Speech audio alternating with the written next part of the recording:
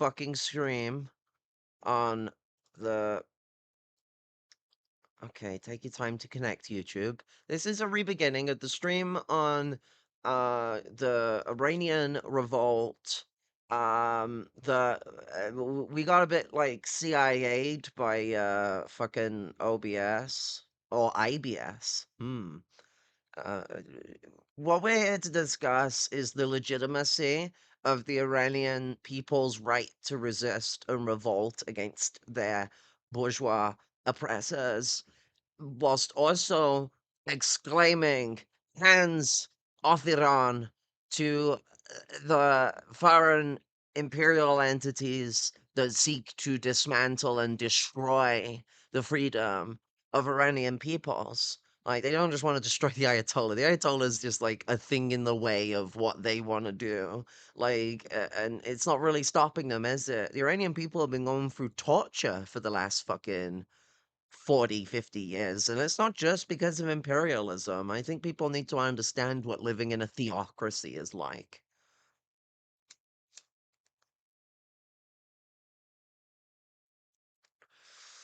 I'm here with two comrades who know a lot about this shit, probably more than I do.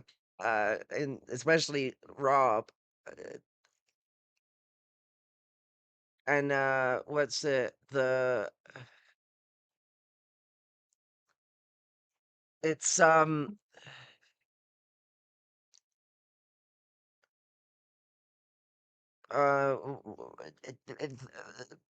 having them here is an essential for me doing this stream. If one of them wasn't gonna be available, I would have delayed it. Their input on this matter is much to be listened to, because at the moment we're experiencing an immense amount of racism that echoes back to a beef that we had with the way people treated the the Syrian and the MENA region. Uh, what's it? Color revolutions, where they were. I can't remember what first country it was. I don't think it was Tunisia. It was one of the MENA region countries was where the first color revolution, in big quotation marks, happened. And people started accusing it of being CIA because it didn't get the results they wanted. Because revolution is just an instant reward. It can't fail. You know, like it's impossible. Why would it fail, guys? Come on. But it's that major issue with uh the way in which um how do I put this? Like we are like very very racially discriminating against these people. Like it's the idea is that fucking you should never ask a girl that way. Um How much do you lift? Okay, that's a different question. I don't lift at all. I wheelchair. But what's it? It's this very racist, discriminatory action where the third world is supposed to hold up the radical movement forward and the progression ahead and revolution, but at the same time, they're not allowed to do revolutions because, like, I really like the reactionary governments in countries that are like in power. It's very loony. Um, no, I mean if people can, they should. And I mean I will get some fucking weights at some point, but not because I'm gonna be some brawler in the revolution. I just think fitness is a good thing to have. But like I'm disabled. Lifting is not gonna stop a fascist from having their way with me. Like the disabled women are always a big target for people like this because we can't get away. But I'm a savage motherfucker and don't fuck around. I don't know why it started calling again, but oh, well, we can get more people in. Welcome, sister. I don't know why it started calling again, but welcome. Advancing the numbers. Welcome. Welcome, comrade. I mean, like, Uh, yeah, being able to hold a gun steady is good and all that, but I also live in the UK. And while I'm not saying we wouldn't have anything like that in the revolution, what I am saying is I have to speak a certain way, and that's the final of it. Um, but health is not a bad thing to have, but like some people just can't do certain things, and they can do other things. It's the way that we collaborate and protect each other that helps us, not just being like a fucking well, it sounds like you're trying to promote Ubermensch behavior. Like you got to be really tough and fit, and I mean, this is a good thing to promote. But like making it this like absolution is fucking insane. I'm having a bit of a comment argument at the moment, Shawnee. I should stream my screen so you guys can see what's happening. Entire screen doxed. so doxed. Now Shawnee can see all of my secrets. Damn. Well, I own this green dinosaur. He belongs to me. Sorry, babe. oh wait, the cat I meme started I started on the. thinking I was Irish American all of a sudden. Well, we don't want that bullshit happening. No.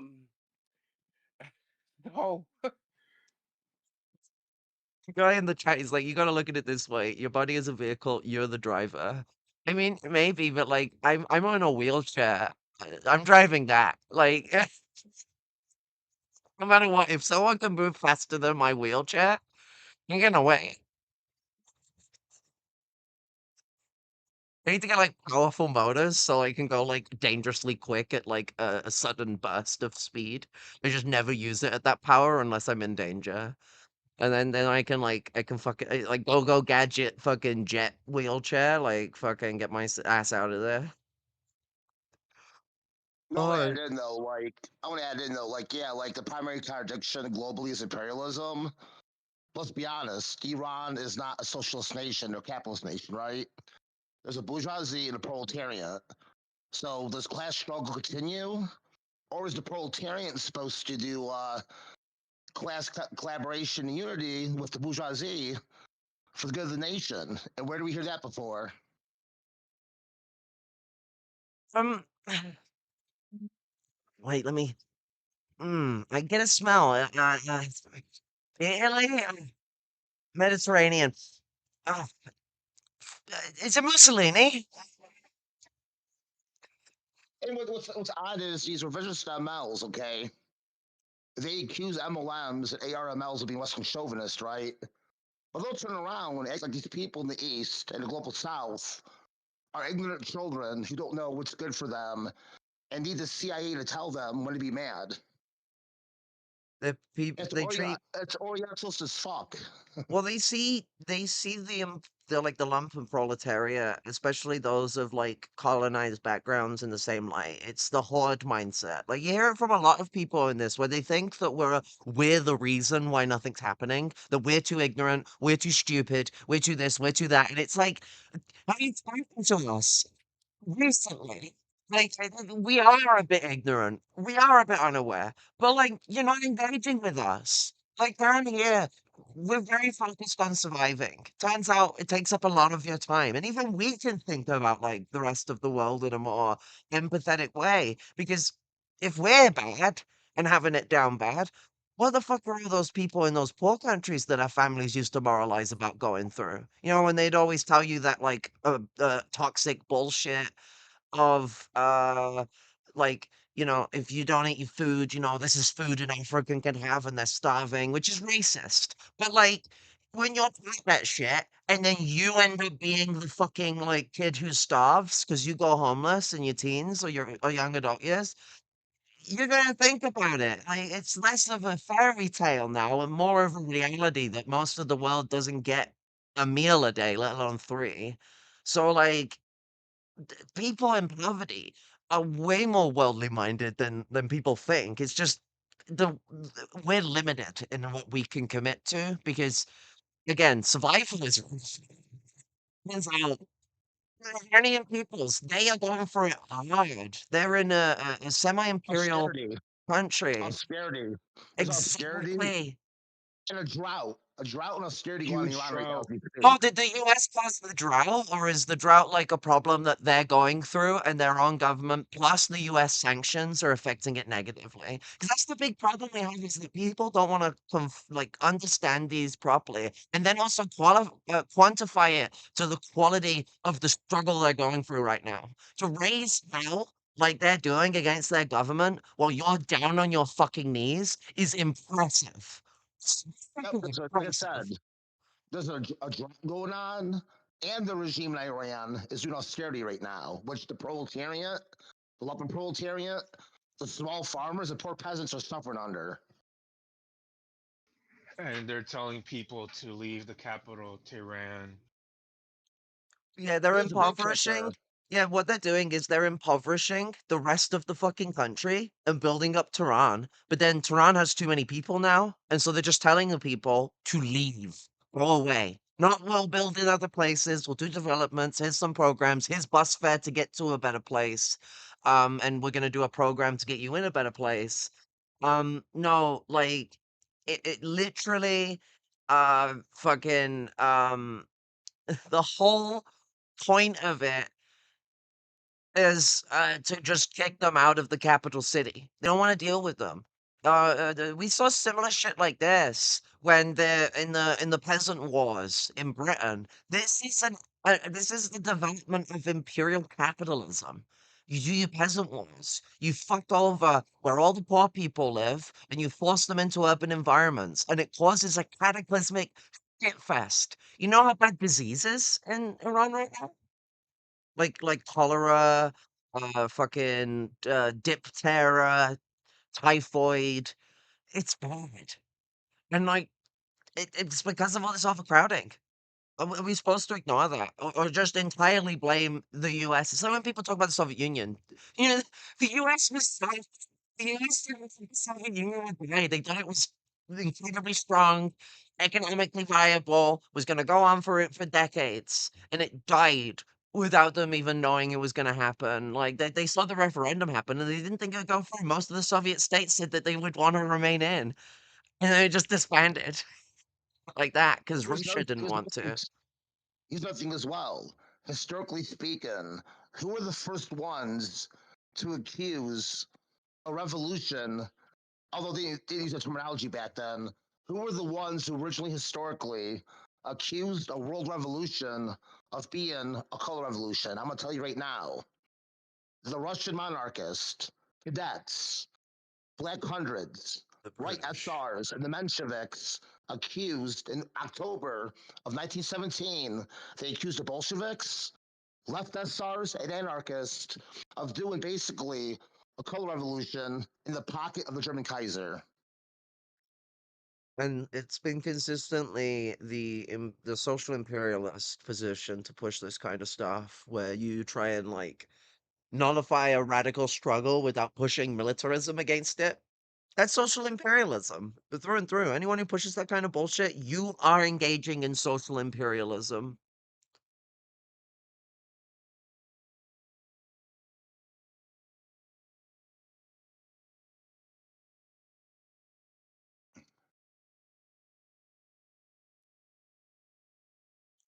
Awkward silence. But the whole point in this is that we're dealing with a theocracy. Fucking genocide is worse than war. I'll tell you now, theocracy is worse than fascism. I'm gonna say it. Like, it is. I guess not all theocracies necessarily are made the same, whatever, because, like, someone will be like, is Britain worse than Nazi Germany or whatever? I would argue they're about the same. Like, fucking yada, yada, yada. I don't care. I think theocracy is worse than fucking fascism. I think it's a type of fascism in a sense, but, like, it's more Yeah. destitutional, way more, like, institutionally rigid, and my god, what, you gonna live by, like, rules from a book that says sperm comes from the spine or the ribs, it comes from bones? Like, fucking oh, and, if a woman, gives birth to a girl, that means the woman had more pleasure in the bed, but if a woman gives birth to a man, a man As long as went for a girl, a boy, then it means the man had more pleasure in bed. And I mean, you can see where that will go misogynistically. Even though the Prophet Muhammad had more daughters than he had boys. So like the Prophet Muhammad was all about giving women pleasure, but this hadith, I think it was a hadith, yeah, I think it was a hadith, ended up going on because in the original, like the Prophet didn't push this idea. This is a hadith. And what's it fucking it just ended up promoting like major fucking sexism in the sense that women shouldn't get to have pleasure because you want to sire males. So you do everything you can to limit the woman's ability to enjoy sex. Is that like a kind of rule that we want to live by? I think the Nazis were like this. Like, it's crazy. Like, religious democracy is very dangerous. I think a lot of Marxists have gotten so liberalized, they forget that religion is still dangerous. Like, spirituality, which is like the personal relationship someone has to like a deity or a god, is fucking perfectly fine. Enjoy what you want, but like, fucking, what's it? Oh, what was I gonna say? I fucking had brain fog. What was it I was on about? I hate my brain. Theocracy and spirituality. Oh yes. So like individually, spirituality is your like relationship with God or with nature or whatever. I could talk about it another time, but I've made a materialist analysis of how someone could have like a type of spiritual relationship with nature because it's just the relationship of nature, community, and individual in the order of primary to tertiary. And like so that is a thing. No one's against that, and that is what the perspective on religion should be and what is acceptable. What is unacceptable is building institutional power.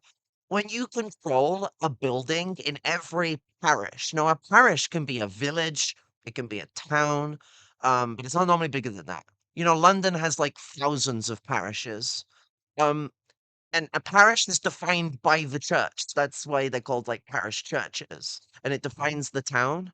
So every area has a private property dedicated to purveying the political, ideological, and cultural power of the church. That is wrong. I like fuck man. I come from a Christian background. I come from like culture like that. I can't, like I feel emotion when I look at those old buildings and stuff like that. I don't want to knock them down. I want to turn them into cool stuff like museums and educational facilities. Heck, even let spiritual people spend time there as themselves fucking book the building for a day and all that lot and do it frequently. That's not a problem. They can use as much as they like. But like it's not theirs, it's the people's. And that's the big problem. Is that like treating religion like it's fine it isn't. It's just people use the word religion for spirituality. That's why a lot of us say that there's some aspects of religion that's fine, and we're talking about the personal relationship. But everything after that is not. And that is what the term religion is about. It's about the structures, the institutions. But the word spirituality has been bastardized by both fascists and Christians. They bastardized the shit out of it because people who had sometimes they restricted religions, but oftentimes they weren't. They didn't have a central structure or like power function or weren't looking to spread and imperialize like the Christians were. And so they demonized them as spiritualist, pagan, this and that. And it's given it all this dirty name. It's like the way voodoo has been turned into a dirty name. In voodoo, there is good and bad voodoo. Like, to use voodoo as a bad fucking thing is just like, it just tells you people and that's like without getting into all the different types as well and forms. Do they know the difference between like Udu and voodoo? I don't know. This shit's so racist. Like, it's getting me so frustrated. Like, are the Iranian people, or are they drones that can't control themselves? What was the quote from, anyone remember the quote from, Joseph, Goebbels about, like, the masses don't make history, the aristocrats do? What is this? But Yeah, the it sounds aristocrats making familiar. history. First world aristocrats. And I'm just using that term generally to mean the petty bourgeois like classes, because I'm being spicy. They might as well be aristocrats in general, not just the labor aristocrat term. I mean straight up aristocrats. I'm being a fucker. And like those aristocrats are promoting the aristocrats that are like compradors or like maybe approach things in a more like differential way to like what the fucking the status quo is, even though I would argue that most of the shit they support is straight up status quo. uh, like they're all down for those aristocrats. But then when the people rise up, communists are fighting the government right now. Like it's not like it's just a bunch of random fuckers. The ARMLs and the Maoists are fighting the government right now.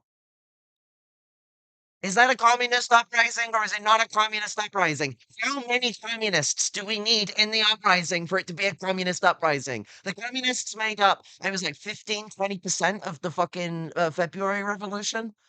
And then they ended up fucking winning the entire country in a matter of a few years. Fuck out of here. Racists. Yeah, and you have other groups of people in Iran protesting, Azerbaijanis, Kurdish people, Baluchistani people, That's the thing. Kurdish Arabs as persecution's really well. bad there too.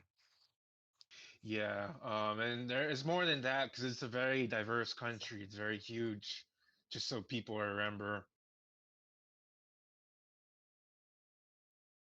This top side of my back.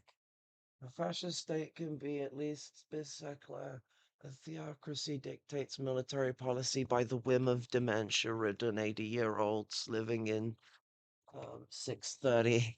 I mean, people throw around the term dementia a bit too much, but it probably is a bit applicable of like the religious lot because they go on until they die. I mean, the Queen was 90 what when she fucking died? Like she was, bitch was almost 100. I mean, she had a short memory. She was very good at what she did. Like, but nevertheless, when you get that old, you got to be at least a bit senile. Um, it was actually kind of a skill loss. I mean, she did transfer a lot of the skills to her son, but her son's just not liked. And I mean Charles in this one, not Andrew. Andrew's just alright.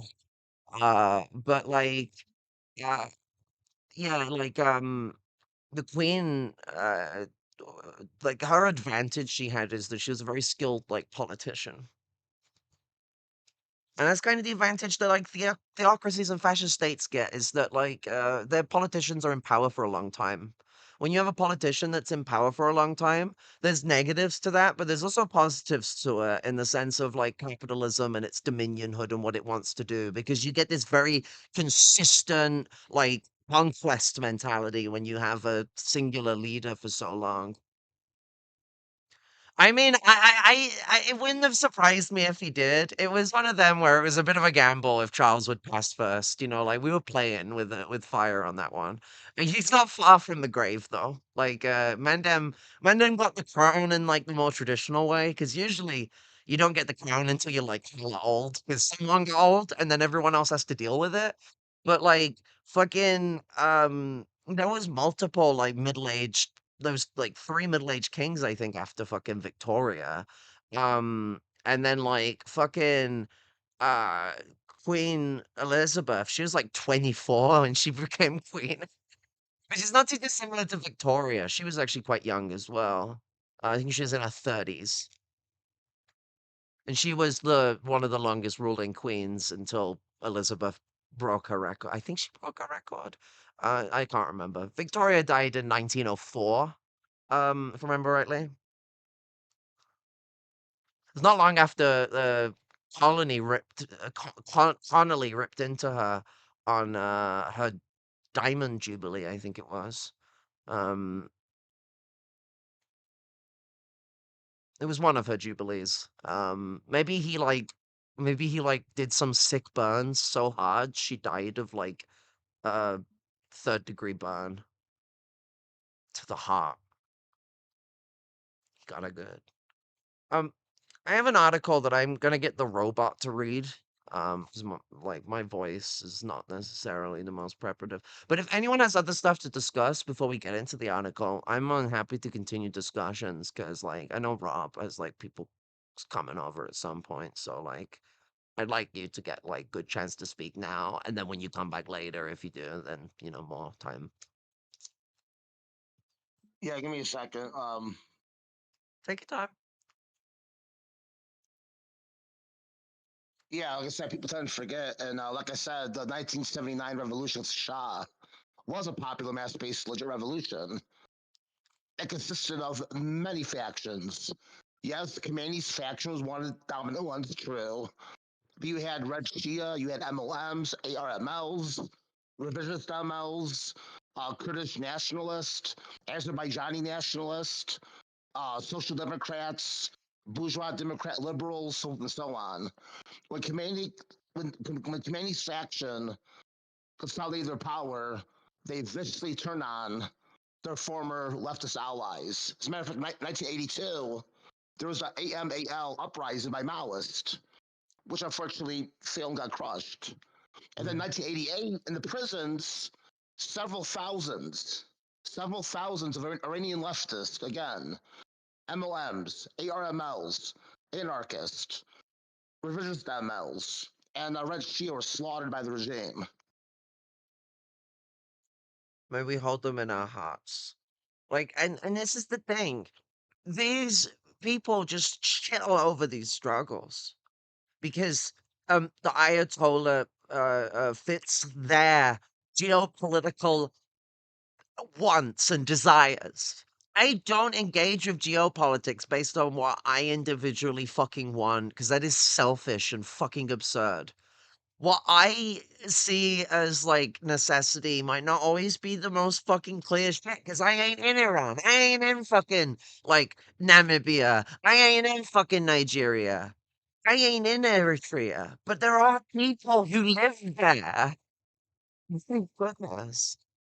It's it is harrowing to think that these people call themselves leftists and they treat these human beings not even like they're animals, like in the derogatory sense. 'Cause we're all animals, let's be real. Like humans need to stop separating ourselves. But like they treat them like they are mindless. They treat them like they are like fucking unruly. As this quote says from fucking Yusuf fucking Goebbels, this is what these people sound like. Every age that has historical status is governed by aristocracies. Aristocracy with the meaning, the best are ruling.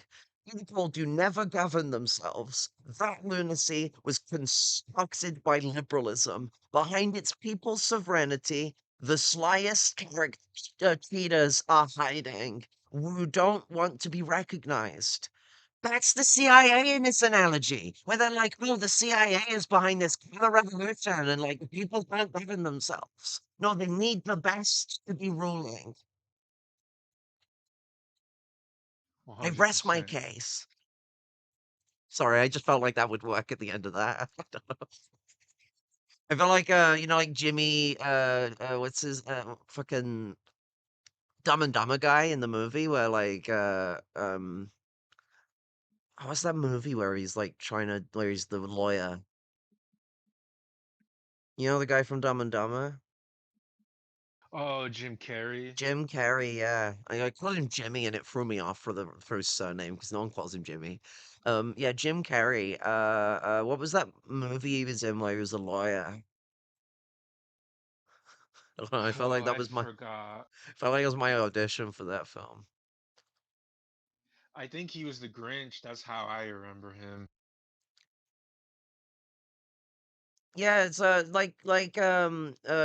Coolius is saying in the chat. Yes, it's very condescending. The same was said of Russians before the revolution. Yeah, Lumpen-Maoist's been saying that too, like straight up, like the factions in the Russian Revolution were the pocket of the Kaiser, and it's just absurd to think that way.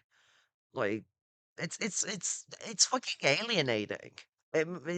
Like the way that these people treat it as well, it's an all or nothing. You support this, you're doing like fascist imperialist stuff. But what about them? condescending on people they don't even know. This happened a few days ago. People in Iran might not know the full fucking outlet of what's going on. You know, like a few days is very, very short period of a year is a short period of time, but a few days is like a blink compared to a year. We're in the different fucking part of the world where our media lies to us all the fucking time. Grow up and ask an Iranian. Like, crazy. Owen Jones. You know the article I've been saying is going to come up at some point. Owen fucking Jones is showing that the left in Iran support this. He is a guy who has shown and said stuff that is like liberal Zionist before. Like he opposes often many imperialist stuff, but then he does stuff that is like counterintuitive to that.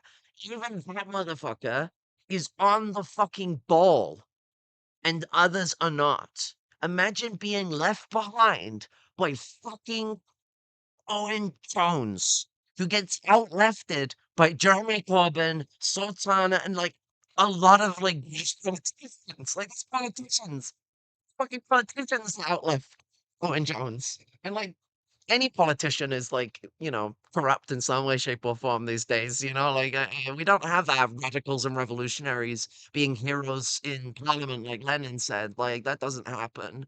No, we just have like people who are afraid of being a one-term person, so they do the good job of keeping their head down and not getting in too much trouble.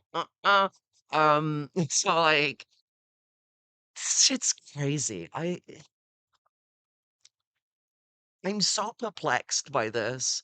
I didn't expect Owen Jones to be so on the ball. Like, anyone else a little surprised? Crazy. Yeah. If you guys put in a chat group, I put in a link, an article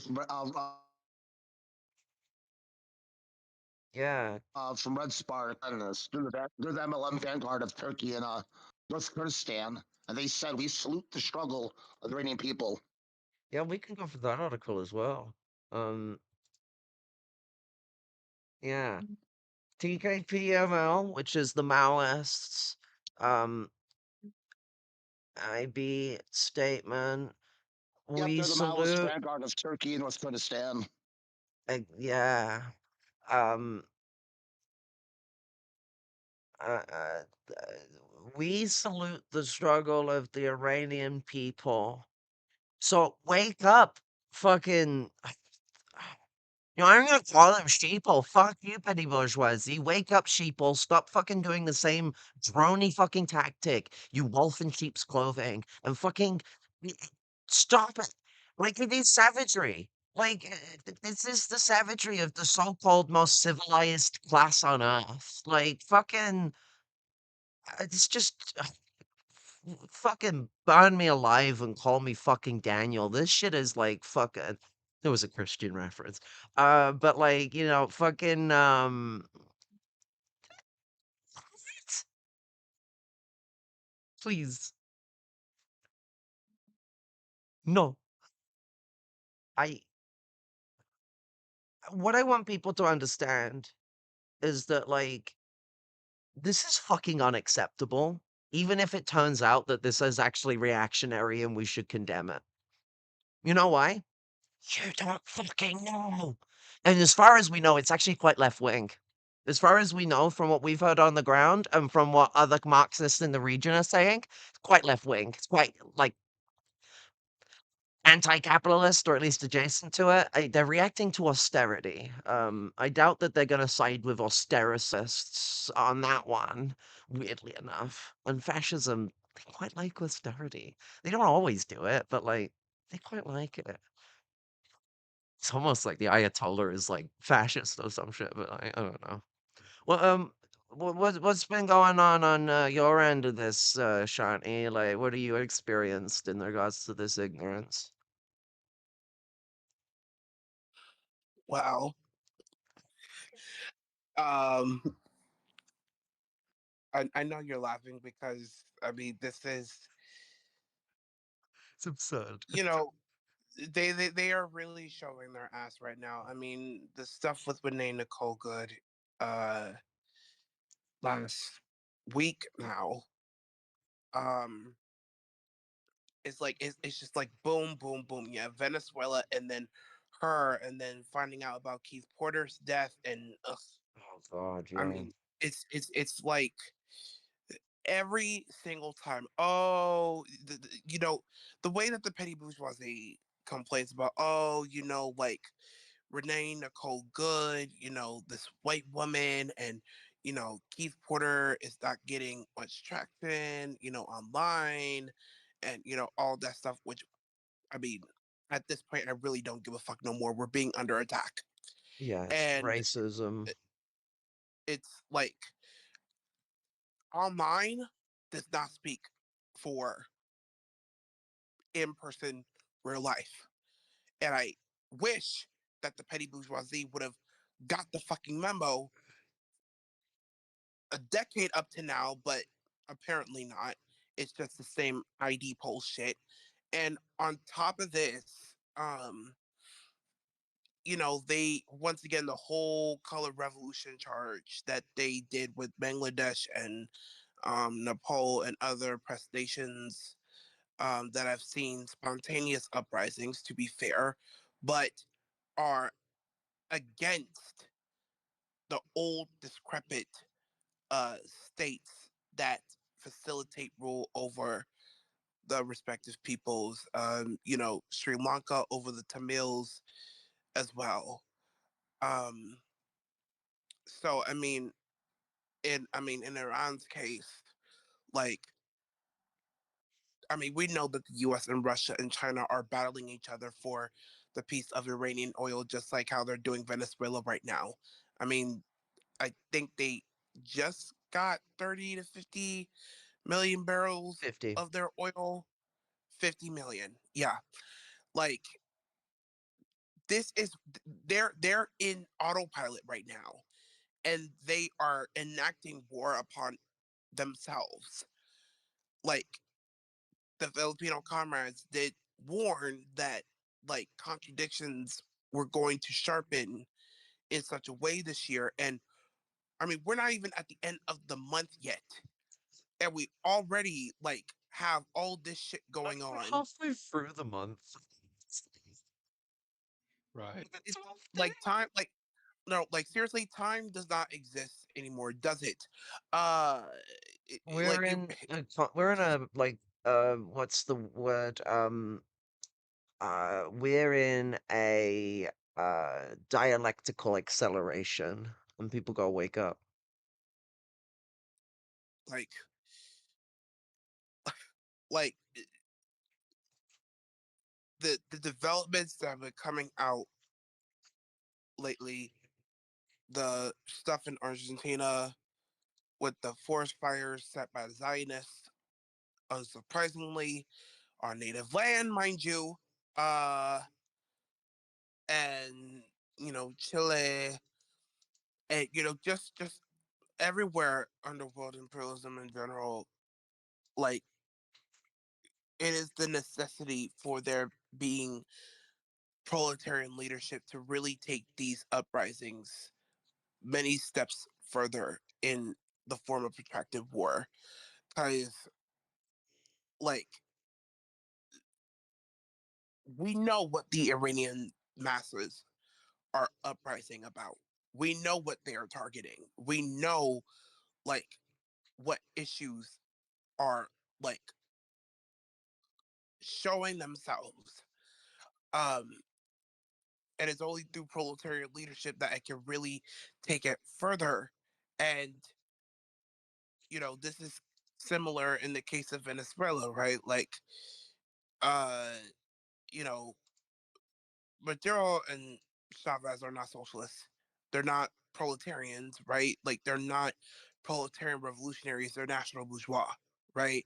But anything that happens to them, of course, falls on the people themselves.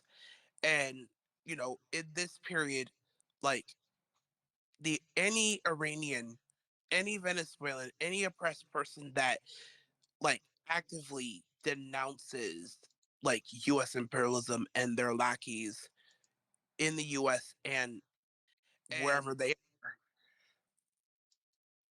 we must support them. Fucking scream. Okay.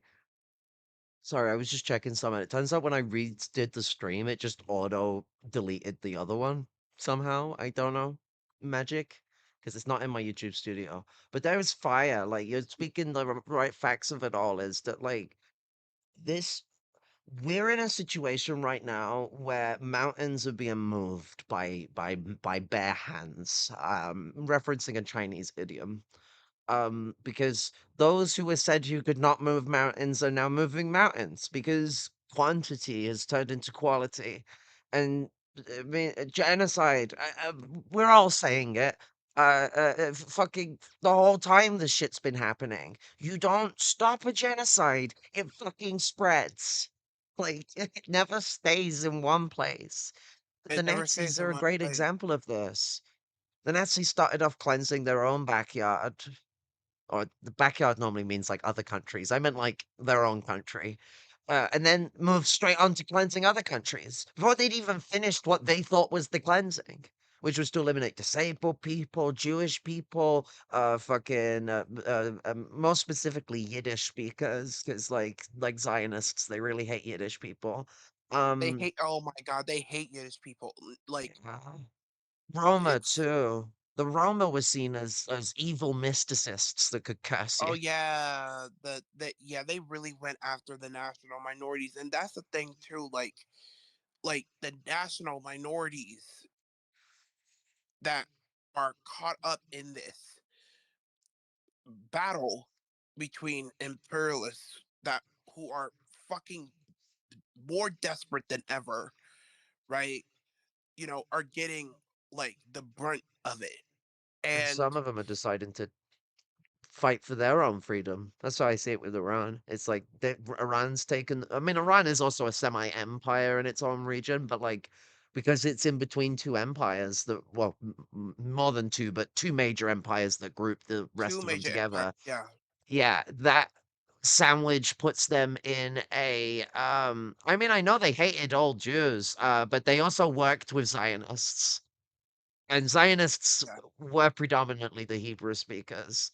Like poor Jews and non-Zionists didn't really like they saw like Hebrew as something that was like a religious language now at that point in time. It was like historical, it was very important, but like Yiddish, which has influences from Hebrew and Aramaic and other things like that, is the main language which they spoke. And so, like the Zionists, there was an outright targeting of focusing on the banning of Jewish culture, which was predominantly presented Yiddish, because a lot of the Hebrew speakers were on that Havar agreement and they were flying over to Palestine. I'm also getting into like backdoor contradictions, but you are correct that, like, yeah, they fucking just hated Jews. But like, what the point is that there is this outright militancy towards minorities.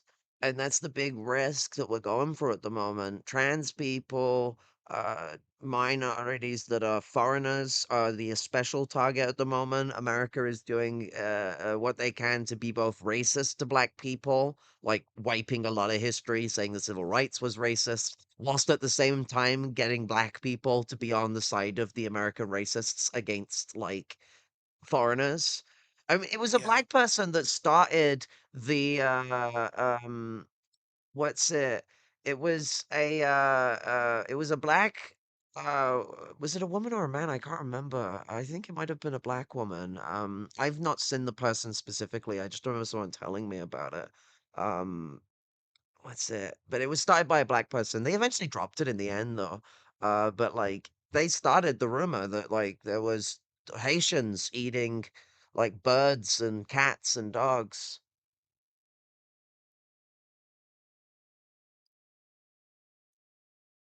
That is a bourgeois idea. Like that. Like this is reflected. Like their outlook is a reflection of the bourgeoisie. And I mean, we know that race was created by the rising bourgeoisie. We know how it's maintained by the bourgeoisie. We know how it's weaponized in the superstructure by the bourgeoisie.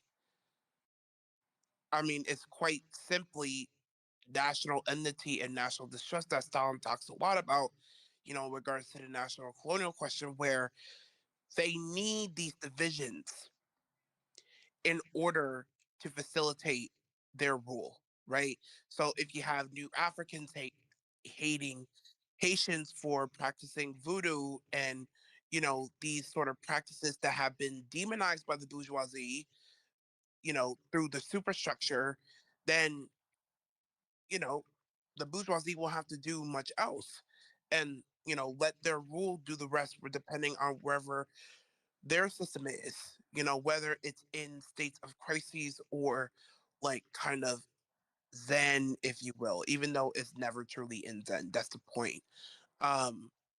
So, you know, there is a lot of direct and indirect ways that, the bourgeoisie worldwide can, separate new Africans from other oppressed people. Like, for instance, like the fucking reactionary Venezuelan gusanos in New York were, you know, like cursing out the black man that was speaking out in support of the Venezuelan people, and of course, as as per usual with the black bourgeoisie, they twist it and make it seem as if like, oh, why are we wasting our time with these people who don't give us a little bit of respect? First of all, they are gusanos. There is a difference. Secondly, any black person that has companies in their IG handle uh should be should be recognized as a red flag, because like like the fact that they don't want to recognize nuance, and that's the thing too, is they will twist shit to fit their narrative too. And I mean, we're seeing the bourgeoisie do this. we're they're doing this with Renee Nicole Good, who was a lesbian.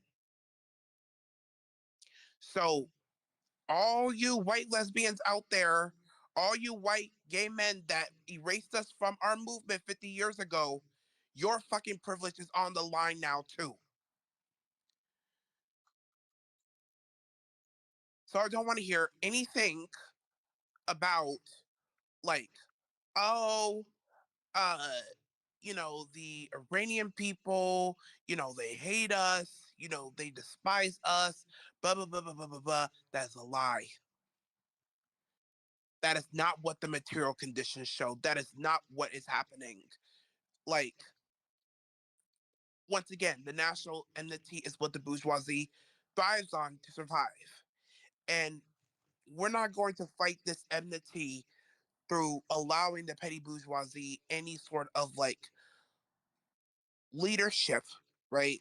Because we know that they're going to use any opportunity to try to make a book out of it or whatever. I mean, every time I hear, oh, the coloniality of empire, whatever, it's like, are y'all not like in our like conditions right now? Like, are y'all not in this world? Because I mean, we know what empire is. We know what colonialism is. It doesn't require 10,000 books to understand what colonialism is. We know what it is because we've been through it, and we're still going through that.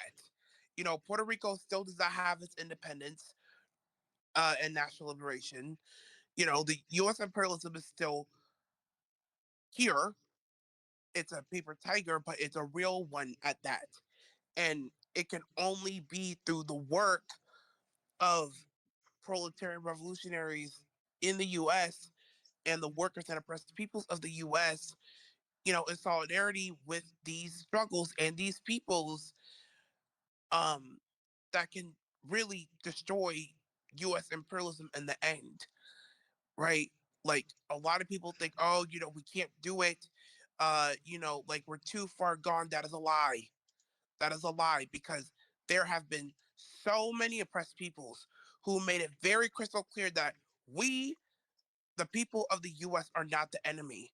Okay? And people combine, try to confuse the contradiction between us and imperialism itself versus the people of the US versus everyone else. That we are like that all 365 million of us are, the enemy of the world, and there's no changing that. When the Indian proletariat and the U.S. proletariat share much more in common than the U.S. imperialist bourgeoisie and Modi and company. And that's just a god honest fucking truth. Like, we're not gonna act like, these contradictions cannot be, resolved, right? That, you know, other oppressed people just hate black people so much that, we don't understand the people from the enemy. And quite frankly, like the petty bourgeoisie likes to combine both all of the time for some odd reason, uh, and make it as if like, oh, because we are so privileged to be in the global north that, you know, we are we belong in the category of the enemy. And just like every other country, that is not true. That is not true. Like the US proletariat is not the enemy here. The enemy is the US imperialist bourgeoisie, and that's it. Period. Their forces, their DHS, FBI, CIA, KKK, Proud Boys, their lackeys are the enemy, not us. And we must struggle against that combined two into oneism that we're dealing with in our movement here, right? We don't have a a large class based movement that is genuinely anti-imperialist because I mean the heaps of fucking garbage that we're dealing with are from the PSLs, the CPUSAs, and DSAs, and all of that. Um, and we recognize that no NGO, no politician is going to be in the interest of the working masses and the poorest masses, right? Because they serve the bourgeoisie no matter what. And we know who they are, and we know what these counter revolutionary forces are, and we must identify them, in the neighborhoods, in the shanty towns, in the schools, in the points of production, in order for the proletariat to be organized and understand who they're fighting against and go beyond just these broad economic demands that is actually in service to the world revolution and the struggle of the Iranian people, and linking them with the struggle of the proletariat in the US is no exception to that. You know, we have so much in common that the enemy does not want us to actively embrace, right? Even if like we have new Africans and Italians and Puerto Ricans in one room, there are still contradictions because there is still that distinction between us that we must struggle to absolve. Um, like, Well said. I hate to be a bit of an interruptive, but have you seen the chat? How is the Nazis downstream from Zionists? Like this person doesn't seem to get the connection between the two. Do you need to believe in Agartha to be a Nazi? That's one good question. Question Omar Nun. Numero uno. I can't fucking do Spanish. Don't make me do it again. But like, question one. Do you need to believe in Agatha to be a Nazi? And they do believe in a racial pyramid, actually. If you listen to especially some of the more orthodox right-wing Zionists, they believe that there's like an actual like specialization to race, which is like actually what race is meant to mean. Saying that there's like different races is like saying there's different species of human in traditional eugenics. Well, it wouldn't be traditional eugenics. It's like Plato. I mean, like eugenics of old, like 1800s, even though that's not that old. It's old to Americans. To Americans, it's like middle age. Their experience as an existing nation. Peppered shit. But like fucking what do you mean? Name one. They do the eugenic fucking race shit. Semites, Mongoloids, Negroids, and Aryans. The four yeah, principal racial classifications was how they put it. Irish were in the Yeah, they weren't. Negroids category because we were like too cool for Europe. Same with like Southern Italians and stuff. So like we were like too cool for Europe. They're like, no, Yeah, these guys must have come from Africa. And I'm like, I'm so proud. yeah. Any oppressed peoples and like national minorities in Europe that can't stand toe to toe with like either the feudal monarchy or the modern day, bourgeoisie in Europe are like Sometimes would it's still be the in fucking the monarchy. right. Like, there were, and once again, there were different like systems and ways of racial classification that could only be reflected through a definite class.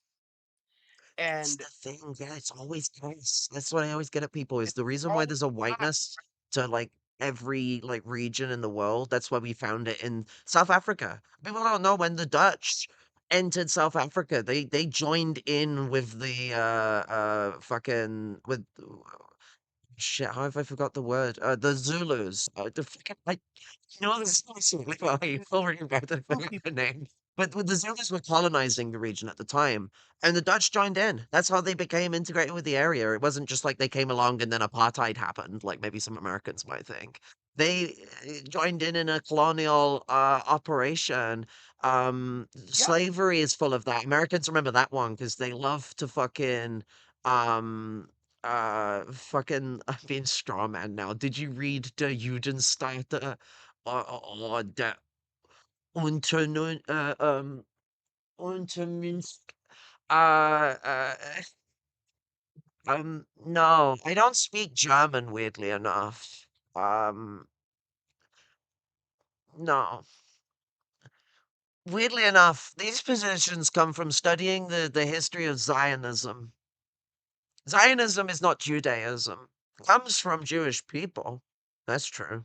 But like, no, it comes from Christian conspiracy theories about Jewish people. and the Jewish bourgeoisie. No. No, it's not two different subjects, really, is it? Because they're both fascists. One is just doing settler colonialism in the Middle East, West Asia, the Fertile Crescent. And the other one's doing colonialism in Eastern Europe and North Africa. What's the difference? One has like a country in Europe, something, because like the Zionists come from Europe. They're European settlers, they're European Jewish people. They're an important, like Jewish people are an important part of our culture in Europe. And Zionism has actually pushed a lot of Jewish people to leave Europe by instead of lowering anti-Semitism and using World War II as a means to actually like push against it. Instead, we were like, no, they need to settle colonialism. See, we found a new Zionist. That homeland. I just told you that they have a homeland in Europe. Now, they also do have a culturally historical homeland in Palestine. That's historical. If they want to go live in Palestine, they can go learn Arabic and live with Palestinians. Many of them are Jewish. Many of them were Jewish. 1,000 years ago, 2,000 years ago. Like, but you know what? I'm gonna let me get a quote. Let me get a quote because like this is something that'll like really put a pin in the hole of the idea of the Exodus and we all had to leave and we couldn't come back and then like the Zionist triumph is bringing us finally back after 2,000 years, finally coming back. Um, like what's it? People that wanted to move there and introduce themselves, and like become naturalized because they have a cultural history and all that. I could respect that happening, and it's not impossible. It's happened before in the past in Palestine with Jewish people. Some of the Arab Jews are actually like not the long-standing Arab Jews that've been there for like 2,000 years. They're European Jews that moved there like 1,200 years ago and never left and became Palestinian. But like, let me get a quote from a rabbi. So like, this is not the Muslims telling you how to think. This isn't the Christians that like you don't like because there's always a brand of Christianity people don't like that you don't wanna agree with. This is a rabbinic scholar talking about the post-Roman period. Salmon ben Yerohim, in his Arabic commentary to Palestine, wrote, as we know, the temple remained in the hands of the Romans for more than 500 years, and they did not succeed in entering Jerusalem. And anyone who did and was recognized as a Jew was put to death. But when the Romans left it, by the mercy of the God of Israel, and the kingdom of Ishmael was victorious. Israel was permitted to come and to live, i.e., the Jews were allowed, the ones that the Romans had so called claimed to be Jews, the people of Israel were allowed to come home. Israel's claim, the Zionist, like Israeli settlerism, the state of Israel, which is very oppositional to the way the Jewish people see their like approach to nationalhood. Have you ever like engaged with like Yiddish socialists? Like they think states are fucking poison. Like they don't fuck with that shit. And most Yiddish people, which is the majority of Jewish people, 100 years ago, we're fucking socialists. So when Zionism was getting its kicks off and its rocks off, it was very popular amongst the petty bourgeoisie and people of power, but the oppressed, they didn't find it very fanciful. It's kind of like the Nazis. They had to get them along the line for terror. And that's the point I'm laying out, is that they used terror to wipe people out of Europe when no one ever said they couldn't go move into Palestine and live with Palestinians, because they literally fucking did that after the Romans were fucking kicked out 1600 fucking years ago. Yeah, 1600 years ago. It was like 4th century, wasn't it? 3rd century. It's 4th century or 5th century, wasn't it? When the fucking the Arabs kicked out the Romans from Palestine. So, like, this is fucking a long ass fucking time. No, it's not about it being a lifeline or not. You're the one who's treating it like that. You're the one who's saying that these people are going to their homeland. And I'm telling you that, like, you don't need to colonize a place to go be there. You don't need to genocide Palestinians to go be there. You fucking freakish people. Like, this is fascism. Fascism is freakish. It's anti-Semitic to fucking Jews and Arabs. You know what? Like, fucking, we need to get the quote from Ben Gurion when he called the survivors of the Holocaust animals. Can someone find that quote with me? I'm gonna look for it too. Let's get Ben Gurion, the first ever Labor Zionist president, about what he thought about the Jews that survived the Holocaust.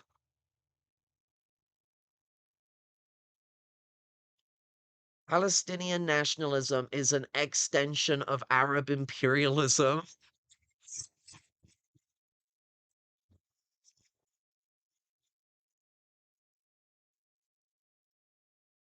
Wow.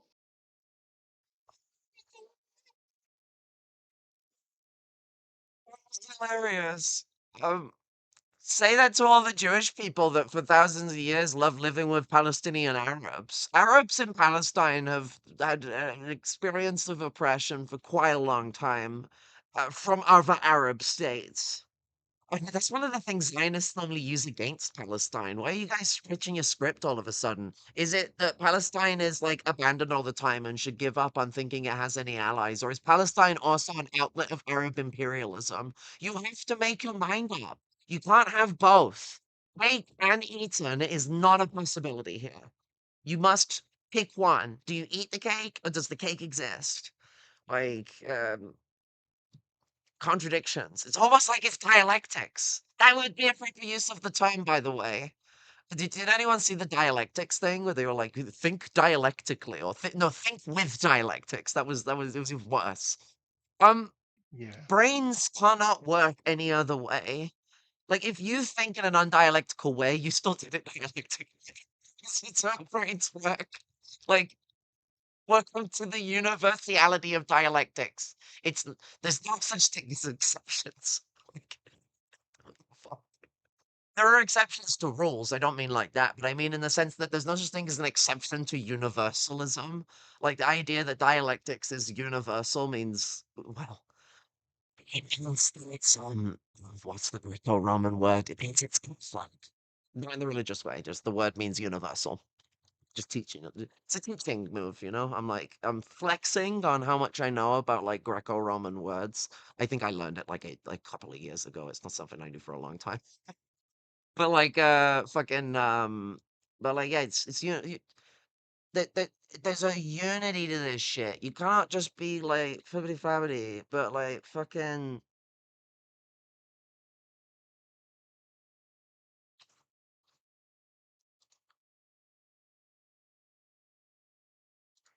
that's it.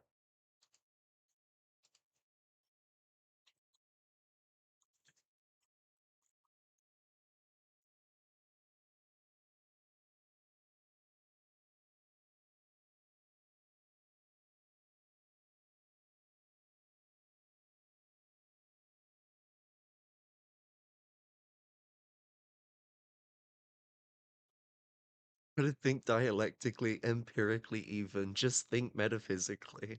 I think that last one might be where your mindset actually is. Yeah.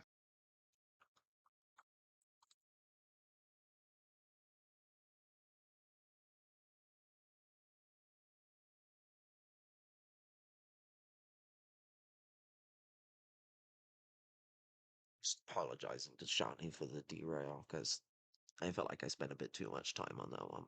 I just like it was getting on my nerves to a point. Like I'm like, like, and I know like Shani isn't gonna fuck around and waste time with someone like that derailing her, which I respect that. Like fucking, I wouldn't either want to deal with this shit. But Yeah, it's well, I just mean, the person in the chat just comes off as like a two-state Zionist. I mean, it's just very stubborn. The left comms talk like this, by the way, sadly. they're allowed to have their own portion of Palestine. Palestinian nationalism is imperialist.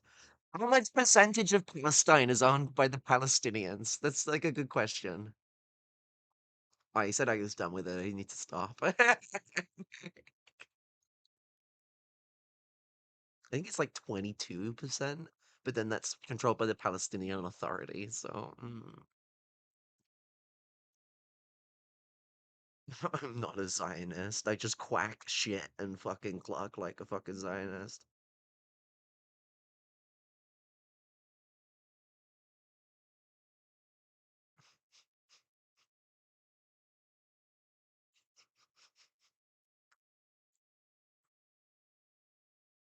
We should mix Jews and Arabs together into a new Canaanite hyper culture free of religion.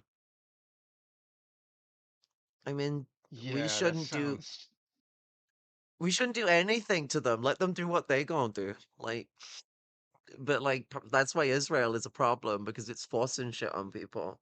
If Jews want to go and live in Palestine, there's been a procedure for this for like 1600 years, and it's you go move there, and you integrate with the local culture, and that's what happened. And one of the safest places in the world for Jewish people to go for fucking eons. So like, it's one of them where like I would very much consider that we can just let them do what they're gonna do without like encouraging colonialism. No, because then they'll just wear armbands and fight each other for another 2000 years. That is very fucking racist. Like, what? I doubt it. Weirdly enough, they're fighting now because we put Israel there.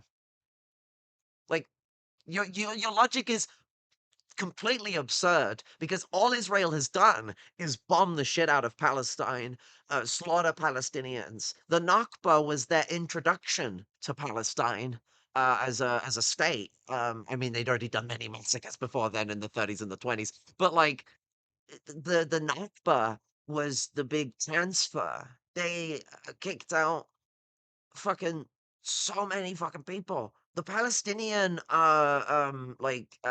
diaspora is, I think it's like 10 million strong, if I remember rightly. It's fucking huge.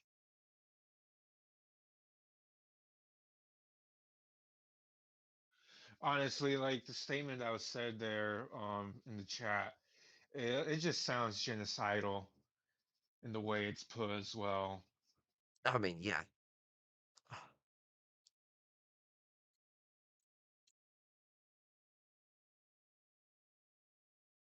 Yeah, we done with that. And that came after a whole year of civil war, 1947, the Salvation. The civil war that was started by them. You know,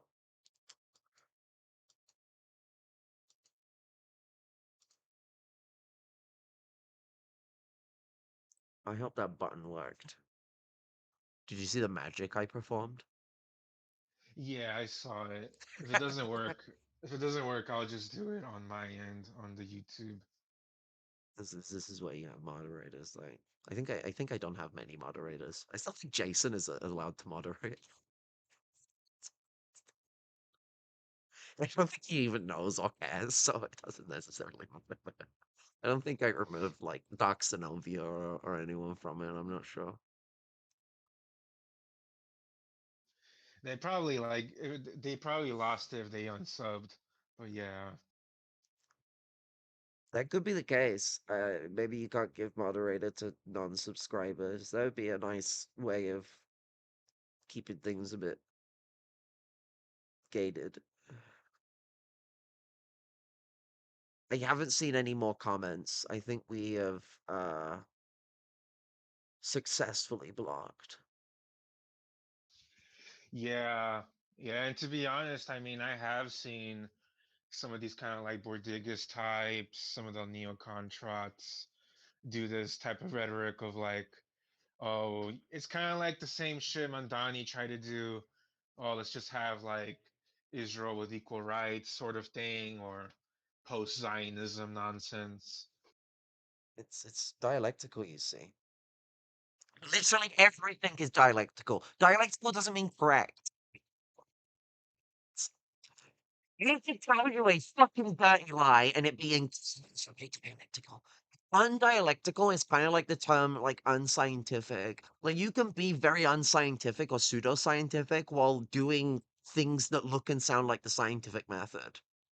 it- Eugenics is like an easy one to use as an example. Mendele, if you want to fucking believe his bullshit, you could believe that guy was some scientist who was figuring stuff out and was this great, like, achievers, blah, blah, blah. He's a monster, fucking monster. And he did pseudoscience, and it is all unscientific bullshit that helps nobody. But because it uses pseudoscientific language and methods, it has a quasi-scientific angle to it all. I've always said this, a lot of pseudonomical shit needs to have a quasi nature to it to survive. You can't be a fake thing without having some kind of quasi structure to support it. So like pseudo structures and quasi structures go hand in hand. Although the funny one I like to say is hand and foot, then you gotta hop like a widow.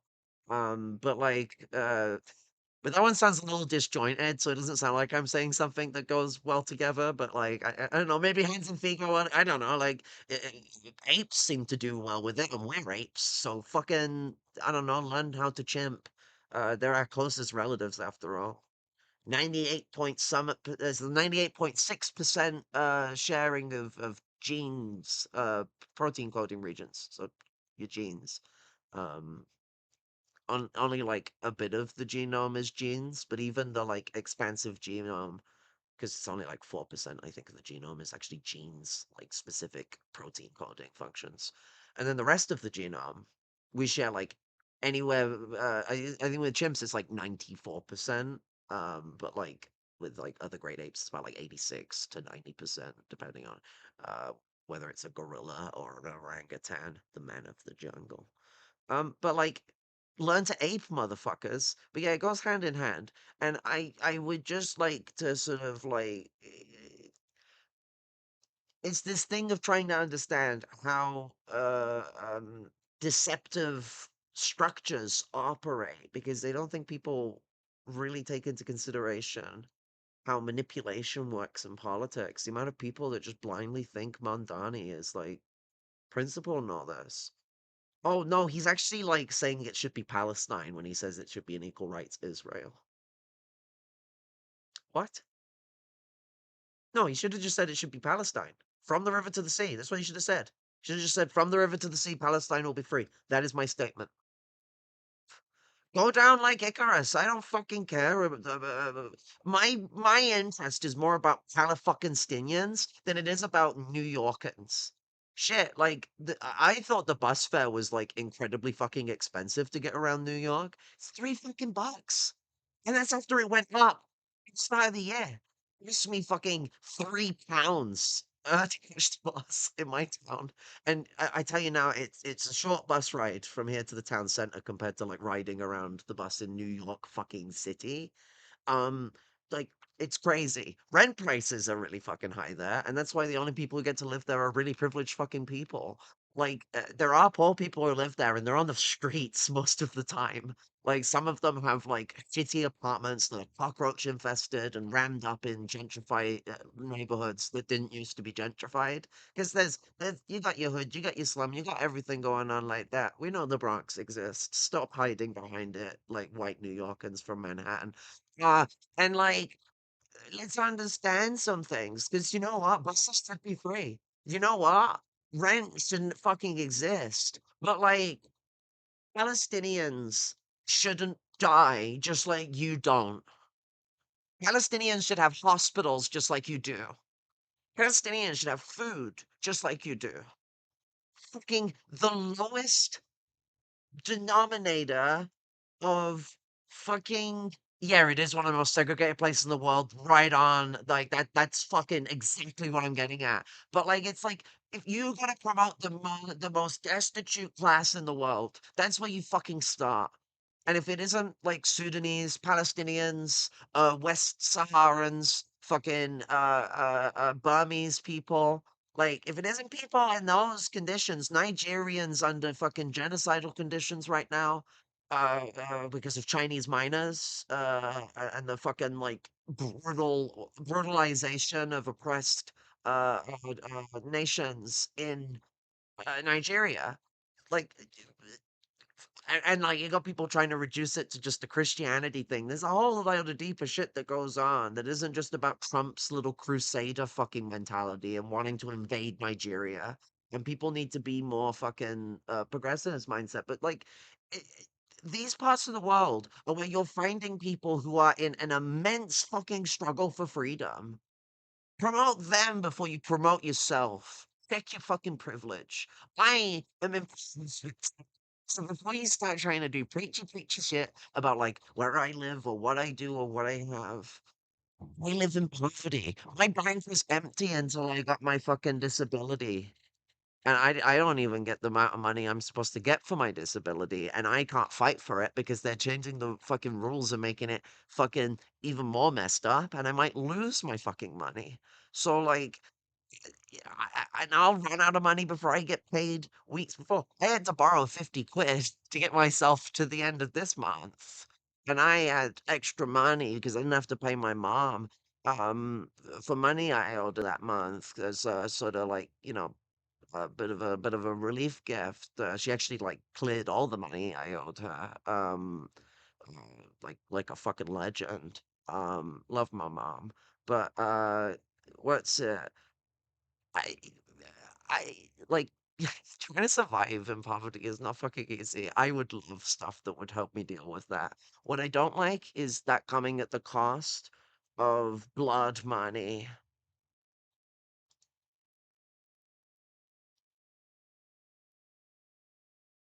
Right.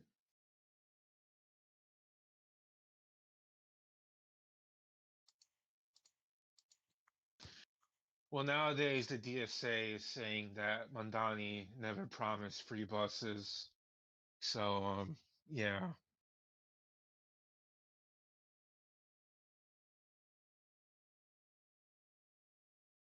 The Mondani's gonna save us all. Yeah, like what's it like Saya is saying? CIA up this, color revolution that, campus pseudo anti-imperialist politics is bound to converge on conspiracism to explain what's happening because the alternative is either admitting to the cruelty of their politics or altering said politics. Fucking fire stuff, Saya. I need to follow her on Twitter. Yeah, it was a great tweet. Also, a very pretty name. Always seeing other trans people and I'm like, oh my god, that name's so pretty. And being name fluid, like eventually you gotta find one that sticks. Like eventually you always like end up coming across one and it's like, I feel for this. This suits me. It's kind of like the way, well, at least I'm not gender fluid, but like I feel it's like kind of the way like gender fluids work. You know, you just sort of like you put different hats on. And you don't really think about the hat you're gonna put on. You just kind of grab it and put it on. Welcome back, Shanti. Yeah, I blocked the Yeah, Zionist, the not Zionist. If you can see the chat, they're like, no, actually, I'm not a Zionist. However, here's some more Zionist points. Yeah. Yeah, we were just talking about like how New York City is like quite segregated from the rest of the world, and so like it has like a very ignorant yes, perspective. Like shit, I was surprised that the bus prices are actually so low in New York. I just thought they were like $5 or some shit. Like $3 is what they went up to. That's more than what I pay. £3 is probably like $4 summer, some shit like that. Like, and I'm in a town. I'm in like a semi-rural town. yeah, I think it's like 3 miles to the town center on the bus. Like New York City is probably bigger than 3 miles. I would Unless it's really small. Maybe I got it wrong and it's not one of the biggest cities on earth and it's just tiny little thing. Just a little bitty. Oh, wait, you mean it's multiple cities? Manhattan, you can't really call it a town anymore. I'm gonna like lay in my critical. I need to get specs on, don't I, so I can be more critical. So you can't really call Manhattan a town anymore with its skyscrapers and incredibly bustling system of economics. Um, okay. So now I have authority in what I said, so like you have to listen to me. It's not like white people work. It's like a nerd has to come along. And they only like black people that fit that like white people stereotype of them, where they're like the high trouser, like fucking tight button up top nerd, the short, like de-Africanized hair, and glasses.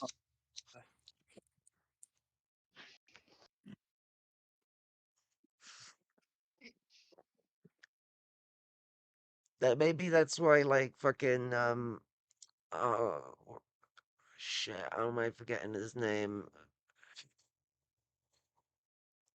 What's it? Religious socialist. He ran for the Greens. Somewhat cool historically, but became a bit null recent years.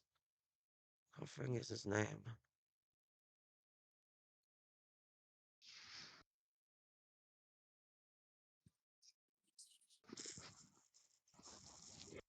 I don't know. My brain is like a fucking sieve sometimes. Welcome to the world of Raven. It is totally Raven. Fuck.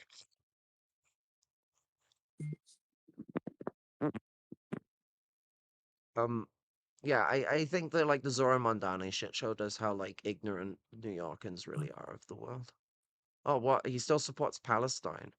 I was calling it out the moment he said that. The first thing he did was the Zionist thing where he was like, Israel can should has a right to exist with equal rights, and that was in the first debate. And I started getting on people's ass about it, and everyone started dogpiling. Like I was telling people to fucking support Cuomo. Not criticize your guy and hold him to account. No, no, no, no. You want Cuomo to be voted for then? And it's like, A, they're not the only two options in the Democrat primary, and B, like, no. I still rather Zoran win, but as much as like I've been homeless and sometimes I'll take some table scraps, but like I have some standards and know that I would rather have a whole plate of food. You know what I'm saying? Don't be a bitch about it. Like,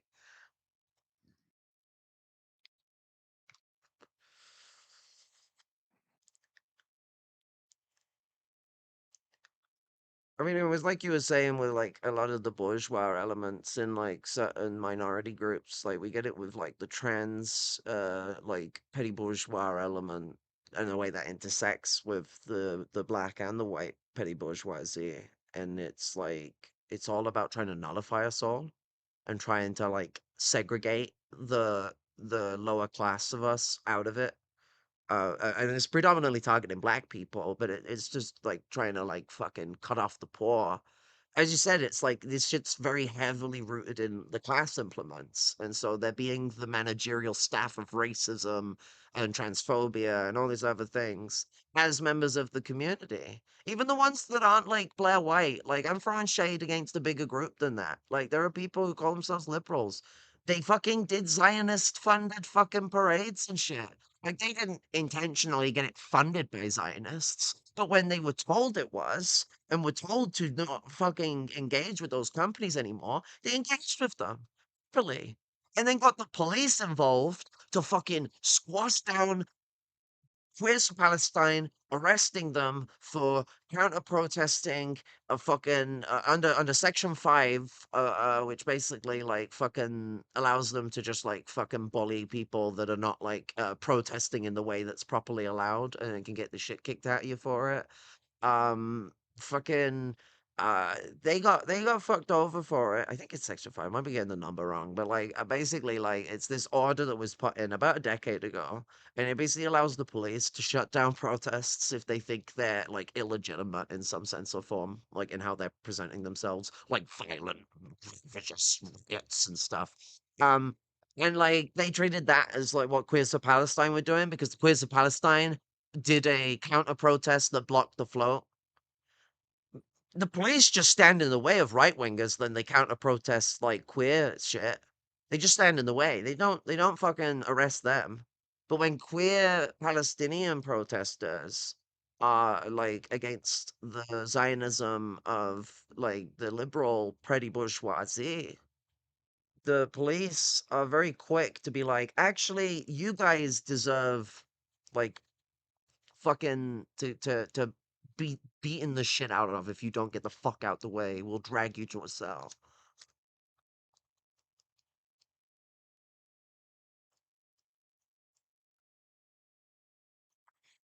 So what we got to understand is there's a control going on. I mean, when you hear like transphobes, like turn around and like try and say trans people are like only petty bourgeois, that's because that's the only ones they fucking like and know. Like, like they get along with the people who control us. They know the rest of us exist. They just don't want us to exist. So acknowledging it as some sort of like petty bourgeois, like upper class conspiracy that doesn't necessarily truly exist. And a lot of these people end up playing into it by engaging with these people. A lot of trans people end up playing into it. What ends up happening is it makes its justification to just sort of annihilate the rest of us from existence. And some people that don't necessarily play into it in that way, but prevent us from having a voice in the community, who are they going to end up giving voice to in the end? People who have the power to just have a voice in the community. That's the thing. It's hard to restrict petty bourgeois access when access is so economic.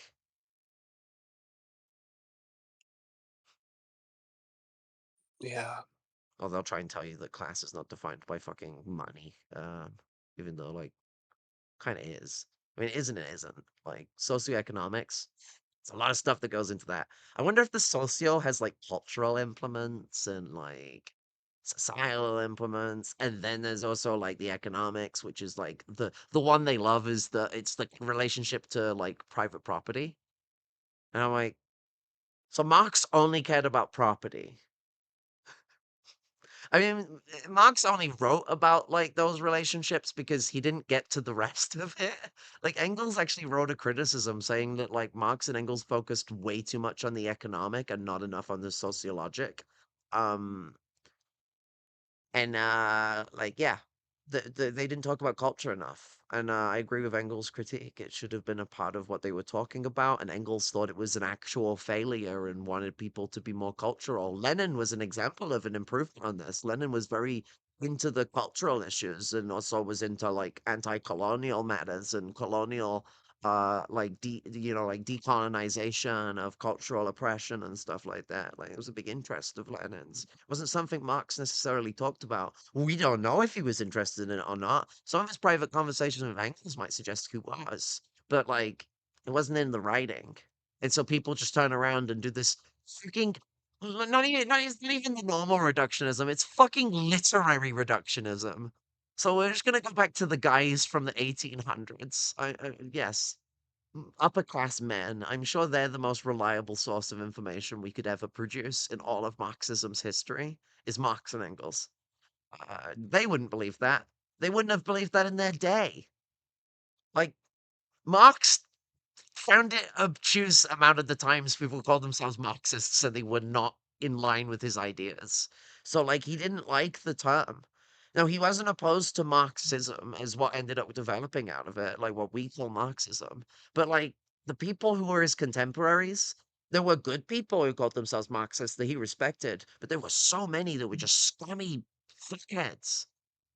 So, like, Marx and Engels knew that there was always an unreliability that would exist because people were being unreliable with their shit in their day, let alone when they passed. And then all the people who hated them started mimicking their shit. The old Lenin quote, the people who would never touch Marx with a 12-foot barge pole, the moment he's dead, they fucking that but okay, that's a terrible analogy. But like, you know what I'm saying? Like the moment he dead, they like, oh my god, the great national German Karl Marx. And I'm like, I don't know, didn't you guys exile him? I'm pretty sure they exiled him. I mean, that he did get exiled. I'm just being a, a cunt. But like, I mean, what would be a stream with me if there wasn't at least a little bit of cuntiness? But yeah, like, what are your guys like fucking beat on this? Like, because I've been rambling for a bit.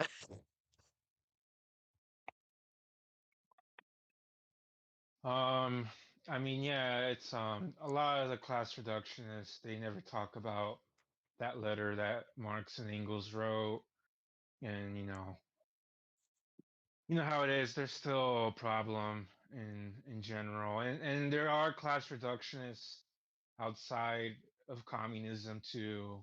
Even some liberals are still doing that in their own neoliberal way and all Well, I mean, that. that's the way they think workers are all stupid and stuff like that. Like that's the type of class Hmm. reductionism.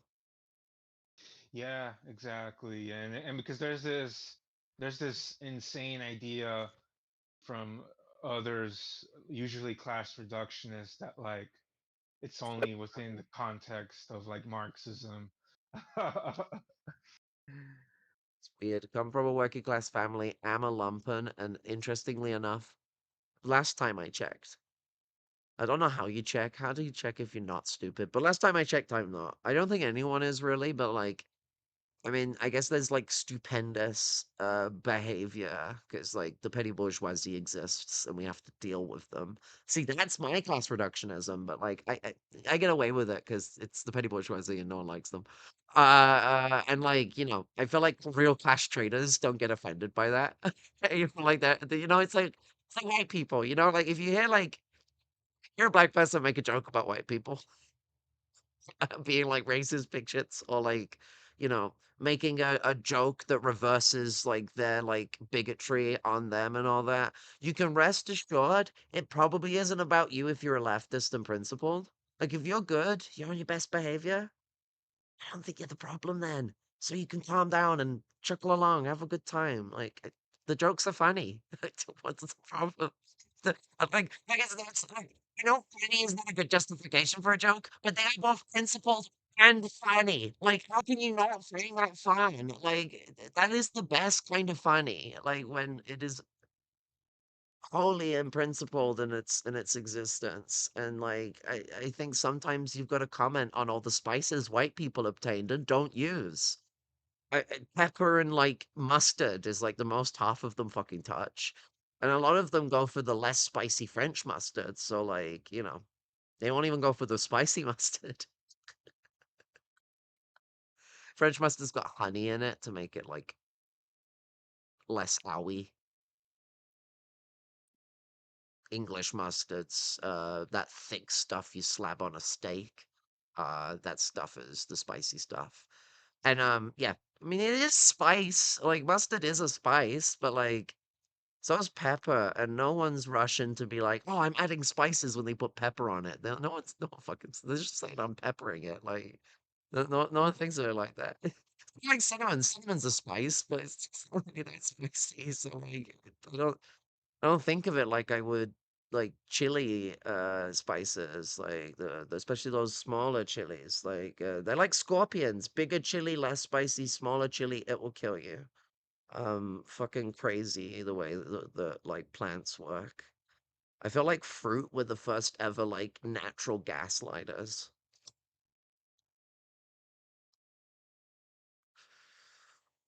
Oh, here's some nice fruit. Uh-oh, it's actually poisonous and you're gonna die and actually become the fertilizer for the tree I'm gonna grow. Thank you.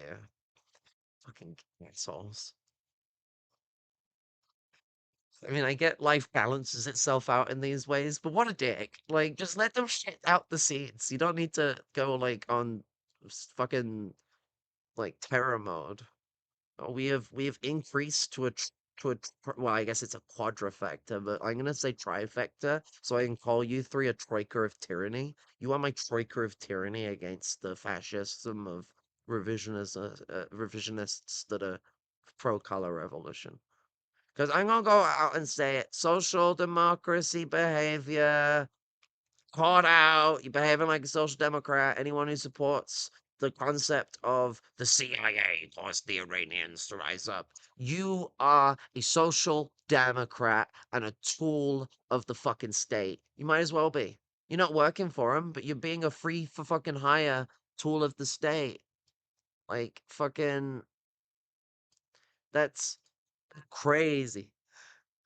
Any of y'all Yeah. looking to like bitch yourself out to the state like this? Or y'all want to be for like free thinking people still? I think I vote for being more of a free thinking people like that, and going like maybe this is real.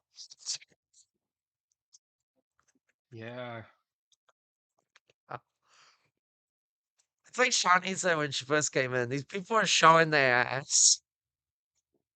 They're showing Uh, their ass hard, I'm serious. straight up. And the problem is they got a chorus. It's too many of them. What are we going to do? Oh, don't slay me like a youngling when I say that, please. I hope that's not the conclusion that happens here. But like, it does feel like the big problem. There is too many of these revisionist social democrats. Me and Rob were talking about this before the call. Before the stream. Um, it sounds like a pissing contest, but like, before we cross streams, we were talking about the way in which revisionists used to be kept in check because there was, and by in check I don't mean they weren't up to shit. I just meant that they had to behave a little more. Um, is that there were Marxists around in the past and they kept them in check. And it was the 90s when shit really started to drivel and people started to just vacillate from the movement and give the fuck up. And when that happened, these people turned ratcheted. Like, fucking revisionists today are a million times worse than they used to be. yeah. Yeah, way worse than in the '90s. Way worse. Yeah. And don't get Honestly, me wrong, there was things to criticize them back then even for, but they're yeah. way worse now. Way freaking worse.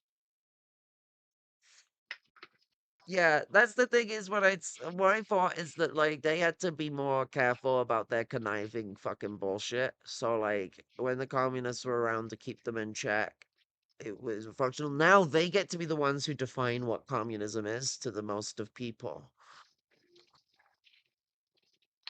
And they're I think selling some. us. No, go I on, sorry. think some. I think some consciously, others unconsciously, among the revisionist MLs, which would be, and like here in the context of Kushnevites, Brezhnevites, um, Dangites, and Marcyites, have moved to a red-brown for positionist direction, consciously and unconsciously, knowingly and unknowingly. Yeah, depending on the people. Yeah. Of course, there are some campus who fall under that kind of like pro Mandami, social democrat kind of, you know. But there's always seems to be like more variations of these revisionists that lean towards the right. Even Frizzo Dangus, who have like a sex pest issue. They're like anti-land back, but they're like pro Ayatollah and stuff like that. I don't know how you can even make sense of that, but Or revisionists that the existence of a black nation, even though there clearly is, and recognize native nations as nations, even though we're not. Somehow, yeah, yeah, that's their position, and their position was like written by one of their white members who's in charge of the website or whatever.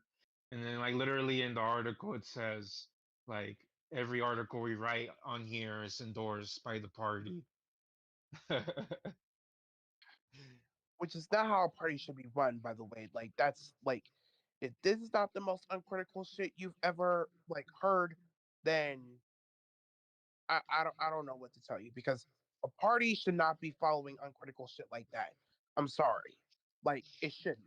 And like this whole line about, oh, the Great Migration happened and we were fighting for equality, therefore the black nation no longer exists. It's like saying that Georgians and Belarusians who happen to be in Russia, in the Russian side, away from the colonies, even though they were right next to Russia, you know, therefore their national questions no longer existed. Like that's bullshit, Yeah, right? that's Like, absurd. like even if you had like 400 Russians in Tsarist Russia, it doesn't change the fact that they're still fucking nationally oppressed.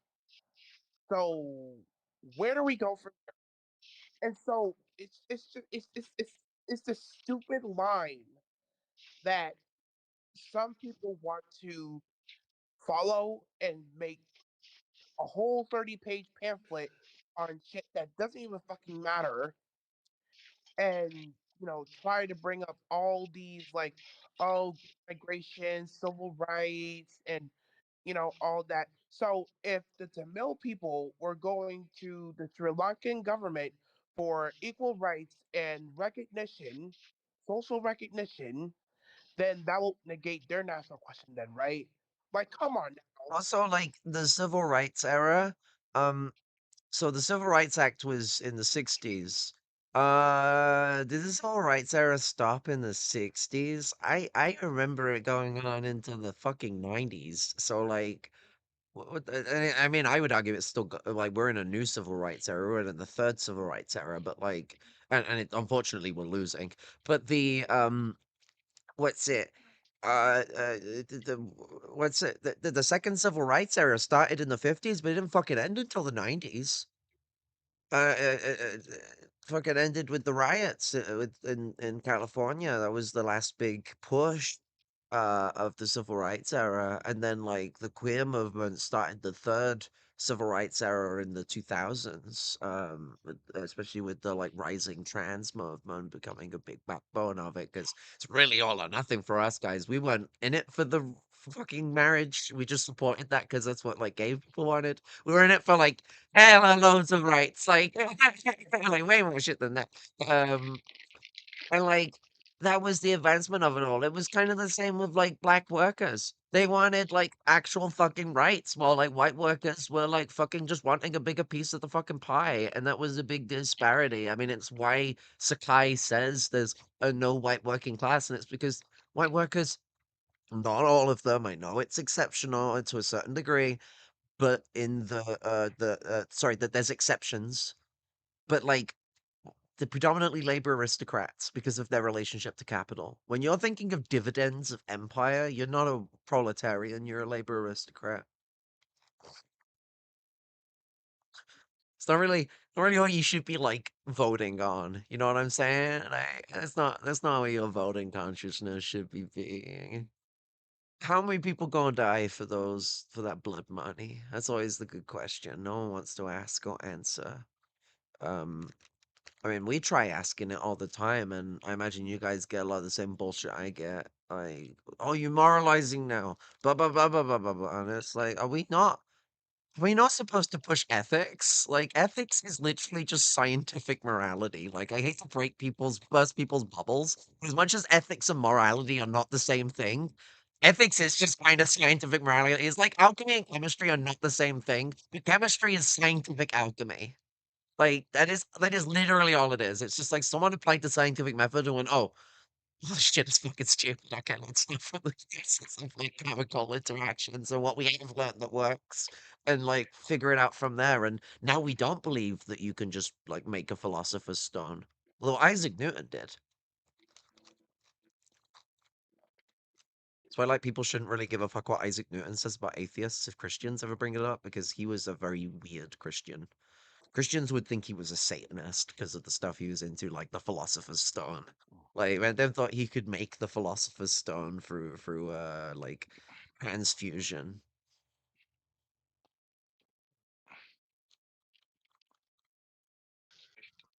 But yeah, I mean, part of it too is like these campus, these multipolarists. I mean, they're the ones who are dominating. They're the ones who are constantly promoting back again, this color revolution crap, um, and all this, and it makes us look bad. it makes the left look like fucking monsters. This is what it is. Yeah. It's the behavior of a monster. Sorry. Oh yeah, I agree. And the sick part about it is like they don't even realize how much they've internalized the bourgeois logic with like defending the status quo, and they're using color revolution as a pejorative to the point where it's like, oh, it sounds like you're not really for any kind of revolution, um with the way they talk about it. Yeah, it's like they don't want any color because like how many colors are there in a color revolution to make it a color revolution? It's actually a good question. Can anyone answer that one? I think one color might be enough, but like some might even say no colors because no colors is an absence of color, which is still a description of a color in a sense. I'm using the logic that like Christians do to say atheists have a specific worldview. Checkmate. I'm becoming a Phil sister. I'm sorry. Like no, I'm doing it intentionally. It's just like it's become a part of my humor because I've watched too much fucking like YouTube debates and like analyses. I've been like getting really into like looking at like Christian reactionism and shit like that because I actually am pretty terrified for the US and the UK right now when it comes to Christian theocracy taking over the system. I mean, we already are a theocracy, so it'd just be the system being updated to being worse. Um, but like in America, it does look like it's about to turn. Well, I mean, it already kind of is already that way, turning to a straight up theocracy. I mean, there was an executive order that was like, oh yeah, you can go to fucking jail if you like fuck with Jesus. What? You can become a political prisoner because you don't fuck with Jesus? What? You guys okay? I'll take that Yeah, I as a know no. that the GTS are also defending the Ayatollah, of course. They've been Um, good friends for a while. The one communist country that like Iran actually got along with is Korea. yeah, Has nothing to do with dictatorships, I'm sure. Which is actually a term that has legitimacy in how it's used. Sorry, I'm getting a bit detracted, but this is the thing that annoys me with language and the way these people manipulate it. These people read history books and they know a lot about this stuff. Did you know what Kaiser was called when he was allowed to do his campaign in Gaul? Dictator for life. Dictator is a legitimate term to describe a tyrant leader. It's just used in like so many ways, so many leaders. I mean, Allende was considered a fucking dictator. That guy is like the sweetest little like democratically elected sock dem you could have found in all of Chile. He got himself shot by being a bit too sweet. Um, you know what I'm saying? Like Lumumba. Lumumba was considered a dictator. The French had him fucking killed. Lumumba was Yeah. democratically elected. So, like, yeah, I get that it's used incorrectly and people like react to that, but it's a fucking legitimate term. And if people want to bitch about it, because no,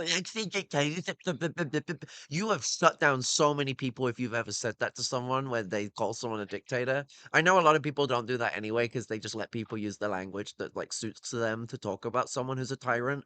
But like, you are causing people some like um disinterest the moment you start going on about states and how they work in reaction to someone calling someone a dictator and going, well, actually, dictatorships are class relationships to political power and property production. Blah blah blah blah blah blah blah blah blah blah. And they'll get it wrong because they're fucking doing this like scale definitive bullshit rather than like actually being organic and having a full blown engagement with someone because they don't want to get the cooties or whatever like that they're gonna catch from someone or some shit. Because they think poor people are just like fucking ravenous or whatever. So like, you just shut someone down. They don't want fucking. They want to be like you. Like, you want them to join your politics where you might be like each other. I mean, that's not really how politics necessarily works, but you are going to share some commonality, like, I mean, in the political sense. And they don't want to be like that. They're going to look at that. They're going to be like, that's going to disconnect me from the people I associate with in a way that's violent and fucking unnecessary when, like, I could be radicalizing these people.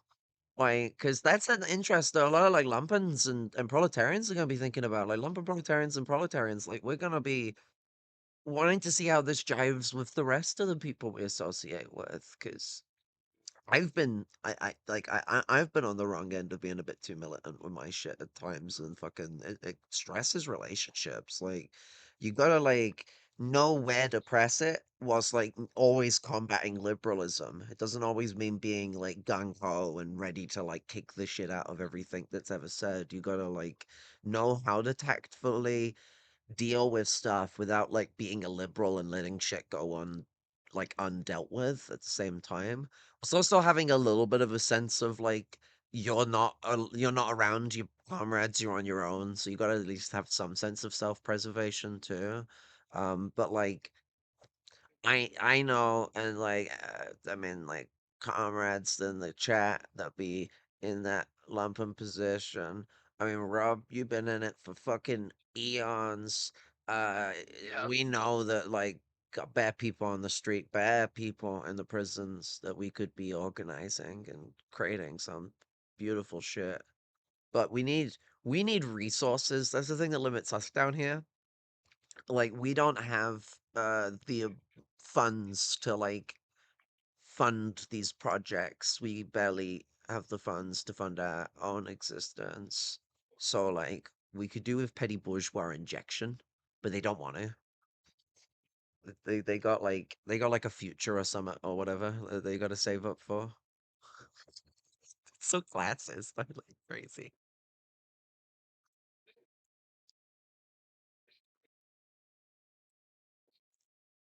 I mean, what's it? Fucking.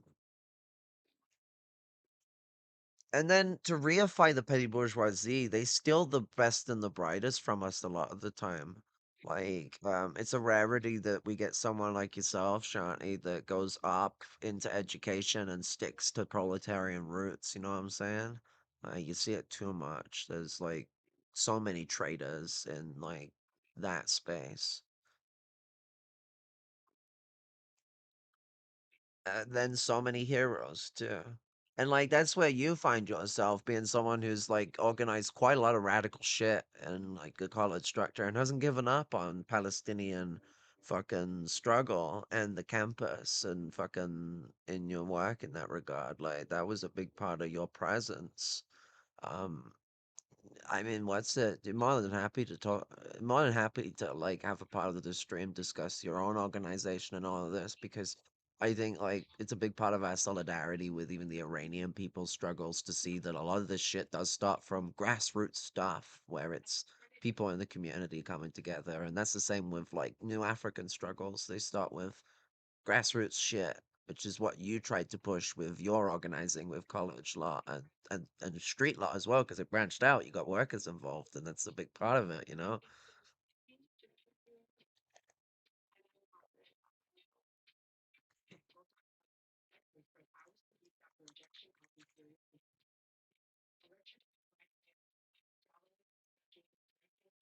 Yeah, and these protests in Iran, they've been going on for more than 2 weeks now, and they're just so huge. It's it's surpassed the 1999 levels. Um,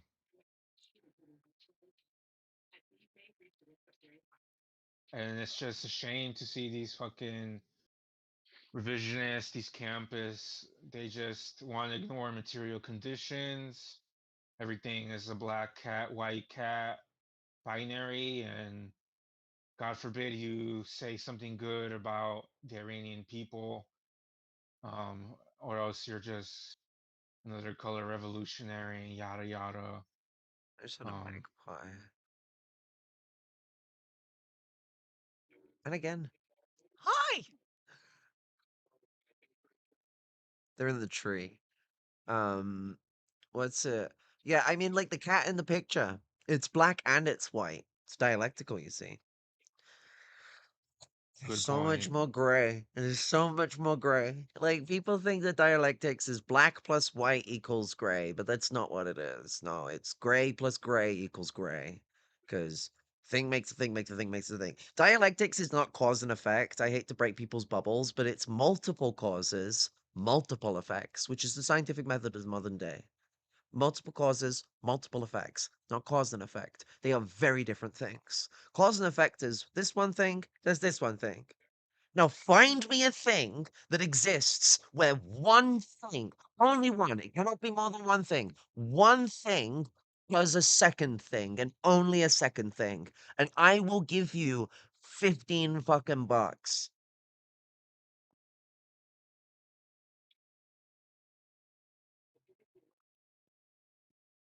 You won't be able to do it.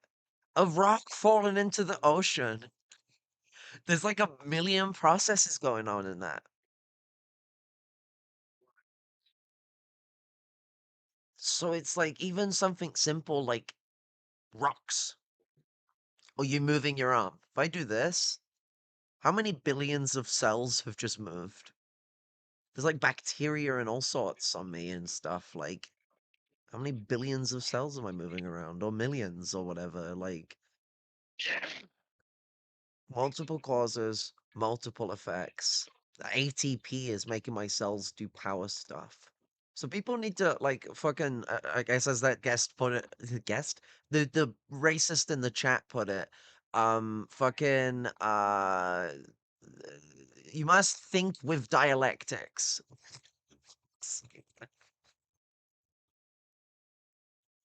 Oh god, I've never heard a sillier statement. Think with dialectics. That is how brains work. Well done.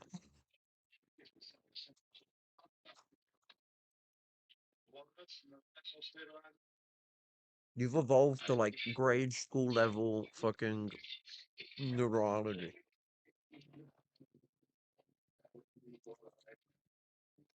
The Iranian people have a fucking right to rebel. If you think otherwise,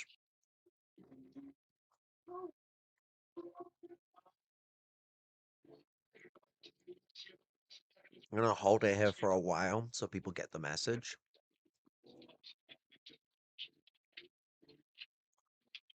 And because some people don't think this means fuck off and instead thinks it's fuck you, I'll do fuck you as well, but people might think it means fuck off. So I'm covering all grounds.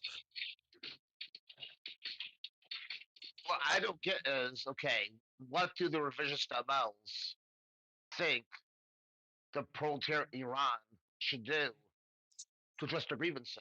Submit to Or the do fucking title. or do or do they think Iran's some utopia where the proletariat not oppressed or exploited? Or is it again the Mussolini option? Well, all the classes just unite and have class harmony for good of the nation. Well, they do like the Espe- anti-Arab thing where they're like, oh, it's the one Islamic country that has Jewish people living in it, which like ignores how Jewish people were removed from other parts of the region and how Iran stopped Jewish people from like leaving when the Islamic Revolution came in. Like they didn't let them leave. Eventually that stopped, but like it's not like they were like a lot of countries were like that, where they were like afraid of like what was going on with Israel and like, you know, fucking Iran has a Jewish population. They've been anti-Semitic as shit with the way their government has operated. Having a Jewish population doesn't mean you're not anti-Semitic. Germany has a Jewish population. Does anyone want to think Germany is no longer anti-Semitic? Or does Israel still need to exist because the world is so horrible to Jews? Like, you cannot have your cake and eat it. So, like, Germany must also like be a utopia for Jewish people then, if like Iran is to be perceived that way. 'Cause fucking isn't. Like it's more secular than like fucking maybe some like Islamic theocracies in other places have been. I don't know to care. It's still a theocracy. A theocracy is still only as secular as it will throw its bone. Look at Britain.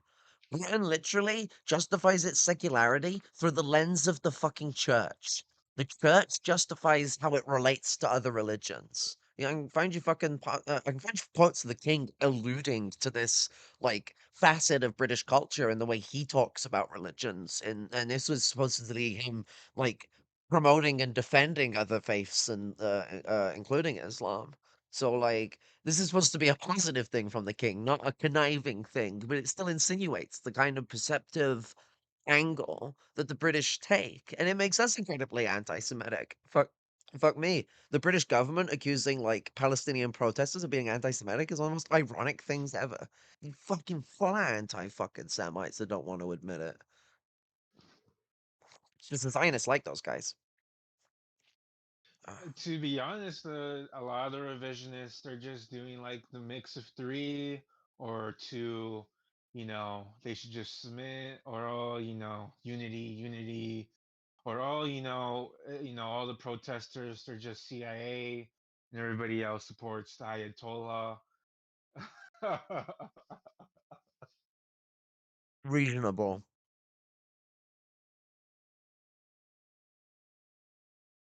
And these are the same people who have been just truly in denial about what's going on in Venezuela. Oh, Maduro was never betrayed. PSUV is just playing the long game, but they're not betraying the Bolivarian They're playing the Revolution. long game. Are they going to say that Yeah, Venezuela not being economically ready was like tactful dismantling of the economy by the Venezuelan government? Because normally they call people Luddites or traitors when something like that happens. they're saying that it's an ultra left position to expect Venezuela to like fight against imperialism right now in the way we want it to. And we're just asking the people of Venezuela to sacrifice all their labor gains, ultra left, yada yada. They call it the safe bet and playing the long game. Yeah. What's it? I mean, maybe America will be nice to them. You don't know. Are you a future teller? What did Bush Senior say? HW. A more kinder, more gentler America.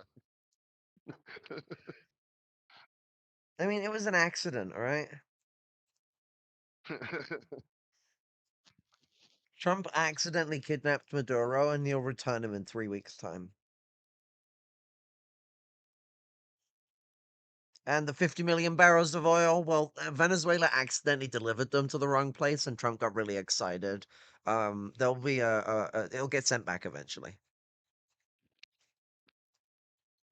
Don't worry about it. Yeah. Now, Trump might be talking about economic subsidies and stuff based on the whole colonization of Venezuela, but don't worry. Trump is just joking. It's to get away from the Epstein files.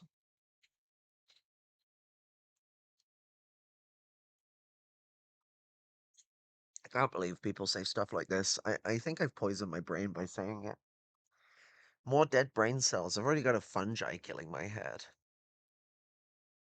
Yeah, I saw people say that on the night that Trump kidnapped Maduro as well. It was fucking crazy. Um, the Epstein files didn't exist in 2016, and Trump was trying to do this then. So, like, he just got red taped because he kept using official channels. Now he doesn't use official Right. channels. Now he uses his own channels. Yeah, and a lot of these revisionists, they just don't want to ever admit that like China and Russia aren't gonna save Iran, just like with Venezuela, and they get mad if you criticize that. And so they have to play this game of like everything CIA, and all this, and it's a circle. It's like a Hegelian circle, the same talking points, and they don't learn from their lessons, and then they make us all look bad. Make us all look like monsters. What's it? I mean, I think Iran won't get saved or by Russia, but I think it might be one of the things that tips Russia into not being able to back out of war with the rest of the other empires. See, losing Venezuela, Iran is a bit of a backpedal. Iranian oil helps Russia at least a bit. But also, it's just the fact that it's like Iran gives the US an ease of access to the south of Russia. So, like, America can bomb the shit out of Russia if it takes Iran. So there's that too. That puts Russia in a situation where it could go a bit frenzy. It might not be a situation that makes it back up and back off because if America has that much leverage, they're not going to get a good deal and they will never get a good deal. They need more leverage if they're going to get a deal out of this. And so they'd be pressed to be more aggressive. That's my perception of things with how Russian fascism has been so committed to the Ukrainian war, despite it being an economic disaster. And that's because the ideology of taking that part of Ukraine is more important than the economy. There's rare minerals that's wanted to be taken from there, but it is really obvious that the Russian Orthodox like fascism is the major driving force for the expansionism. Like, because they can get oil without taking that land very easily. Like they just need to like do like colonial capital investment, like neocolonialism is the new way, but they chose that route because it was the one that would most likely seize them that territory and create their expansionist profile. So like they're after the oil, they're even more after the rare minerals, but what they also after is they're after the land that they want to be Novorossiya, which is an old colonial project done by the like Holy Russian Empire or whatever, the Orthodox Imperial Russian Empire took the land 400 years ago and formed Novorossiya. And Novorossiya is a colonial settler state. That region of Ukraine got settled by Russians in the post-war period with a terrible policy that moved Russians into Belarusia and Ukraine rather than letting the populations naturally heal. And it just kind of allowed to start the plot and a seed of settlerism that still goes on. That's why Ukraine's being taken. This is the thing I like try to explain to people is that settler colonialism, there are economic relations, but settler colonialism doesn't care about like economics as much as it does care about sociology. Like slavery was like very economically beneficial for the system, but at the time when like the monarchy and the aristocracy in the UK was starting to be like, actually, slavery is against the Bible, even though it actually isn't. Weirdly, Bible never says anything that's against slavery. It says stuff that you could insinuate of, but not really. But like they decided that around the time slavery started to become unprofitable, weirdly enough. Or not unprofitable, but like so less profitable than industry. It was a bit night and day. And with industry and you hiring like someone who's paid a wage, they got more of a chance of waking up the next day rather than dying from disease, and so you don't have to keep replacing stock. Like you couldn't do chattel the way chattel was done in a factory setting because it just wouldn't work. You could do different variations that take on, I think, a bit of a chattel and a bit of a serfdom like relationship. And that's industrial slavery, like what we see in the prisons. Um, the prisons are very much this place where you are cattle, you to be worked and to make money off of. It is straight up a industrial slave system. And Australia was like one of the early examples of this. They used industrial slavery of natives and convicts to mine the land and build Australia's early industrial developments. And like this is what 1700s was that when Australia was colonized? Like late 1700s. I think that's when the Dutch at least arrived. Like Australia was very recently colonized by the British. It's not very long ago. It was like early 1800s maybe. So like it's there's some weird night and day shit going on here.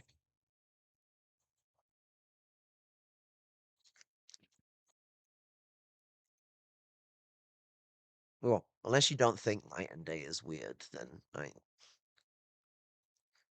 good on you for being probably correct.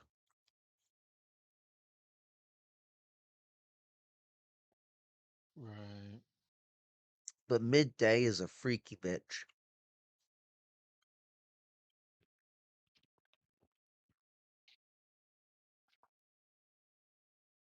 It's never actually in the middle of the time you're awake. It is just literally the middle of the day. But then people call the night relative, so like they'll call the what would be the morning then the night. I mean, I do it too. It's just like this weird anachronism. It's like nah, because once it passes midnight, even though it's the middle of the night, it's also the morning, Yeah. because morning starts in the nighttime. Yeah, I forget that sometimes. And people think morning means the end of the night, but not necessarily. Morning just means the beginning of the next day.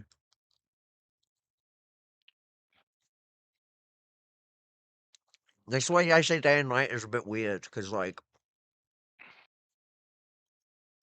they're not opposites of each other. They're just the same fucking thing in a sense.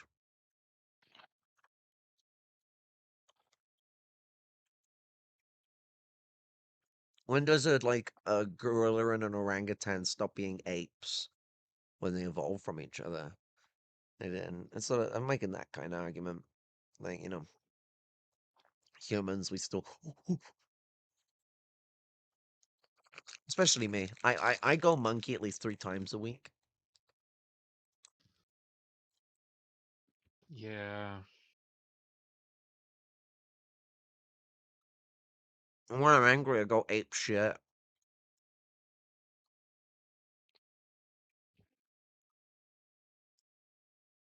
Also, all apes are monkeys. We're old world monkeys, so we're like old, like the gramps of the monkeys.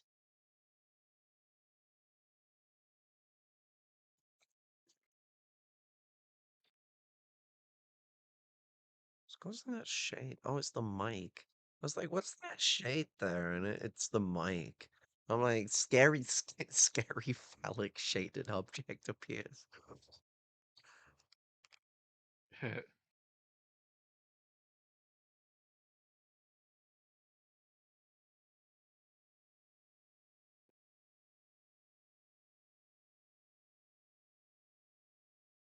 the worst part about it is like um a lot of these campus they won't really learn their lesson, and then there will be a time where they're gonna get more demoralized, sadly, even though they accuse everybody else of being doomers.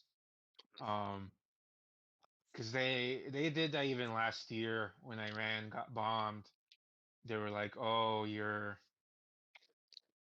like repeating like the Western news if you say that like Trump successfully bombed one of the nuclear sites and all this."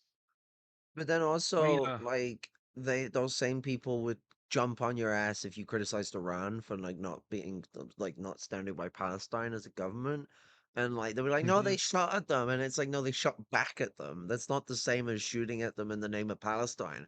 Fucking Saddam Hussein. Say what you want about that fascist son of a fucking bitch, but that motherfucker. Actually, I don't know if his mother was nasty. She might have been lovely, but like, that motherfucker. Like, he launched rockets at Israel on the day the US declared its invasion of Iraq. Mandem just instantly launched a fuck ton of fucking missiles at fucking Israel. So, if Saddam Hussein can do it, you can too. That should be like a yeah, saying. well, and I'm gonna get a little bit autistic, although in I can always kind of save it for another stream. But No, you like, can go autistic. It's okay. there is this thing, and this is not a defense of Iran either. It is this thing where like because of Putin's failed strategy in Ukraine, he was buying up not just the missiles, but even like the ballistic launchers of Iran. And then this created a situation where Iran was even weaker by the time the Zionists in the US were like bombing them and all this. Mhm. And so like this is interconnected and ends up creating a situation where Iran chose not to really help the resistance physically when they could have.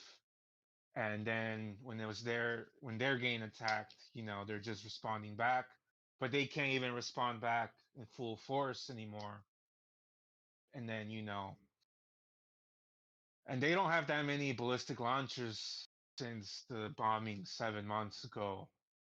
That takes more time to build than the Yeah. actual missiles. It's because you got to have the ballistic launchers to actually shoot them, and it's I Yeah, mean so you that's don't the destroy mess. all the fucking ground around you, because it turns out you gotta have very flat ground to launch a rocket. Yeah, You don't yeah, want it to spin around and like kill loads of people in your own country. yeah, and when Lebanon really needed help, Iran just couldn't do anything. They didn't want to, and we saw what happened with half of Lebanon now under occupation as well. Hezbollah is basically being dismantled before our eyes. They're still trying to keep alive, but I mean, even the Lebanese admitted to like that the Hezbollah isn't actually fighting them, and Israel is lying when they say it. But that's the thing. Hezbollah is doing all they can to survive, and that does mean that they got to go into retreat. So they might get disarmed. They might the government might succeed in that. The government Yeah, used to be fine with them being armed because they provided security in the south. And so they tolerated it. But because Israel weakened them, it allowed the Lebanese government to go, well, you guys are irrelevant, so we're taking these places now. yeah, and then when that happened, then that left Syria more vulnerable to Turkish HTS Hmm. invasion, and of course the Russians were too busy in Ukraine by then, and we saw how that went for Assad, and I mean he also just didn't want to negotiate with some of the other opposition groups since there's more than one, and Crazy. Are you saying there's more than one color in a rainbow? yeah, Yeah, I'm pretty sure. Last time I checked. Yeah. Have you observed a rainbow, or are you just believing what the scientists tell you? Yeah, I guess I just only believe the scientists, you know. Um, God, do you go to like, do they go to like a Christian for like bowel surgery? Like they got like big bowel issues, and they're like, oh my God, doctor, do you believe in God? Because if you believe in the science shit, I'm leaving. yeah. What? And so like yeah, Iran was left in a situation where they sold a certain amount of ballistic launchers to Russia and drones as well, the Shahi drones. Had they not done that, they could have actually done some real damage to the Zionists and the US imperialists. Like, yeah, but they decided to sell that stuff and then So they're they could left get money hanging. that ended up disappearing. Yeah, yeah, exactly. Because getting money from Russia for your own defenses isn't gonna make you less like less under peril by the US's policies. And austerity doesn't make a society run better, like even if it's under these economic pressures. But because the system of the Ayatollah is so anti fucking socialist and communist. They don't even fucking understand the principles in even their own religion when it comes to fucking like how you coordinate and organize with the poor and provide for people doing like fucking ground up like developments and interactions like fucking in like uh communal farming projects, fucking other shit like this. Like this Iranian Revolution is supposed to be a socialist revolution, which was like the original like selling point of it, and a Muslim one at that. So I'm holding them to that red Shia shit of being like into the like hella communist shit that's in Islam. One of the hella communist things in it is their like approach towards feeding the poor. See, they don't have the thing in the Bible. I mean, originally you would read the Bible still because they believed that they were the next stage. They weren't ignorant of that. But like, modern day stuff's a little more contentious. But like, they don't have in their book a position that turns around and says that you shouldn't feed people who don't work. But in Christianity, there's a quote that says, "He who does not work shall not eat."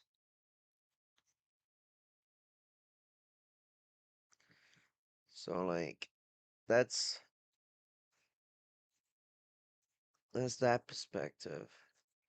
And like so with Islam though, like you're expecting some element of at least socialism going on here when it's a revolution. There was loads of different communist factions that were like the fucking driving force for it. And yet they can't come up with a better plan than fucking David Cameron's approach towards politics. See, Right. the Iranian people seem to think they can come up with a better plan. 'Cause this is what I hate is when people are like saying, trying to say I'm like being racist because I said that one guy who also happens to be an Iranian and the fucking like dictator of the country, is like incompetent and doesn't understand what's going on.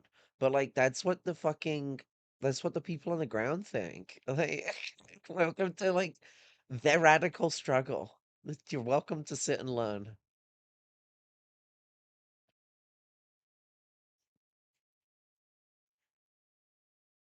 So anyway, where's my mouse? Oh yeah, I put it next to the mic so it would look like, you know, dick and balls. Yes, I am an adult.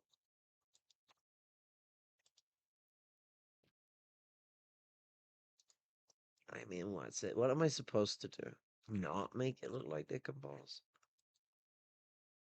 All right then. I'm gonna play this article. I'll put it up on the. No, that is not what I meant. Source scenes. I know how words work, right? Maybe. Maybe.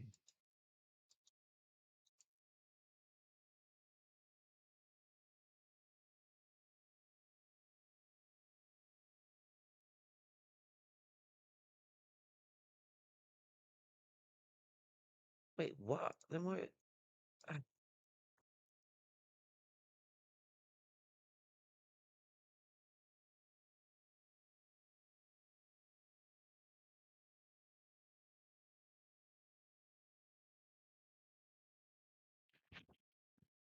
don't know why it's flattened and like this. What happened to you?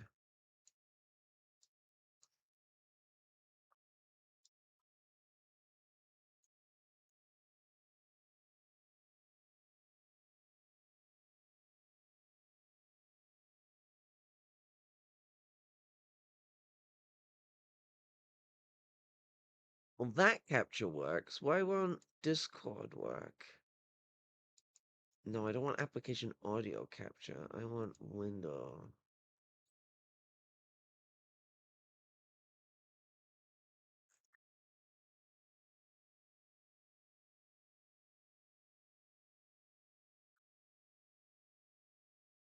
Wow. What? What? What?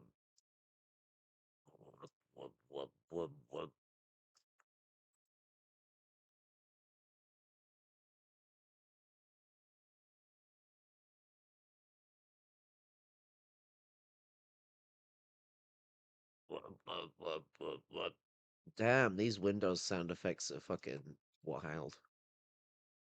I don't know how the machine came with such diversity. Now then, let us let us enjoy the text.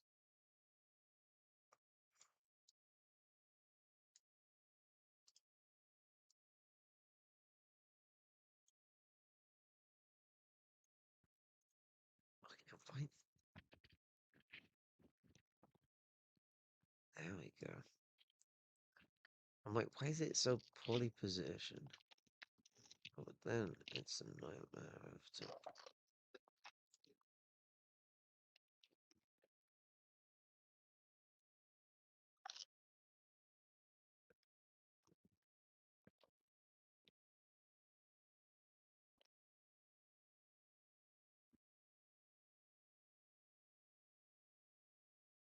I wish I had like quick keys and stuff.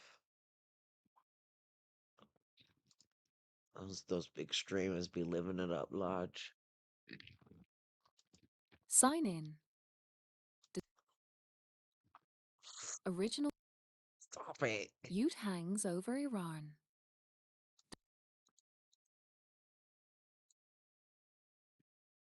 What's the Iranian left saying about the mass protests? They're backing mass protests while condemning US and Israeli intervention. Owen Jones. January 9th, Owen fucking 2026. Jones. 250. 4. 58. SS protests are currently sweeping Iran. As protests are currently sweeping Iran, originally sparked by widespread fury at the disastrous economic situation there. But those protests have swelled in size and include growing demands for the overthrow of the Islamic Republic. At the same time, Donald Trump has threatened to bomb Iran again, and the threat of a renewed Israeli military onslaught hangs over Iran. Depressingly, some of the protesters are supporting Reza Pahlavi, the son of the Shah of Iran, who was deposed by the Islamic Revolution of 1979. The Shah was himself imposed after the US and British Secret Services orchestrated a coup against the progressive government of Mohammad Mossadegh was overthrown in 1953. His brutal regime fueled the mass disillusionment which led to the revolution in the first place. Pahlavi has been loudly demanding his supporters take to the streets. If he comes to power, one dictatorship will be replaced by another. It will be a pro-US regime, and given the complex ethnic, religious, and political divisions in Iran, that plausibly threatens huge bloodshed and even civil war.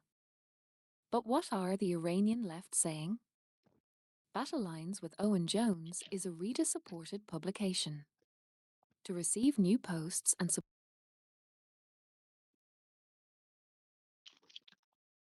the biggest Biggest left-wing party is CHUD, that is, Iran's Communist Party, which was violently suppressed by the Islamic Republic in the 1980s. Ist left-wing party is CHUD, that is, Iran's Communist Party, which was their first statement, issued on the 30th of December, is headed Widespread popular protests are a renewed beginning for challenging religious or capitalist despotism and for liberating the homeland from deprivation, poverty, corruption, and the anti-people rule of the Islamic Republic. It speaks of a popular uprising driven by the rapid surge in the prices of foreign currencies and gold coins, and celebrating the chant "Death to the Dictator," which they say is shook the foundations of the ruling despotic regime.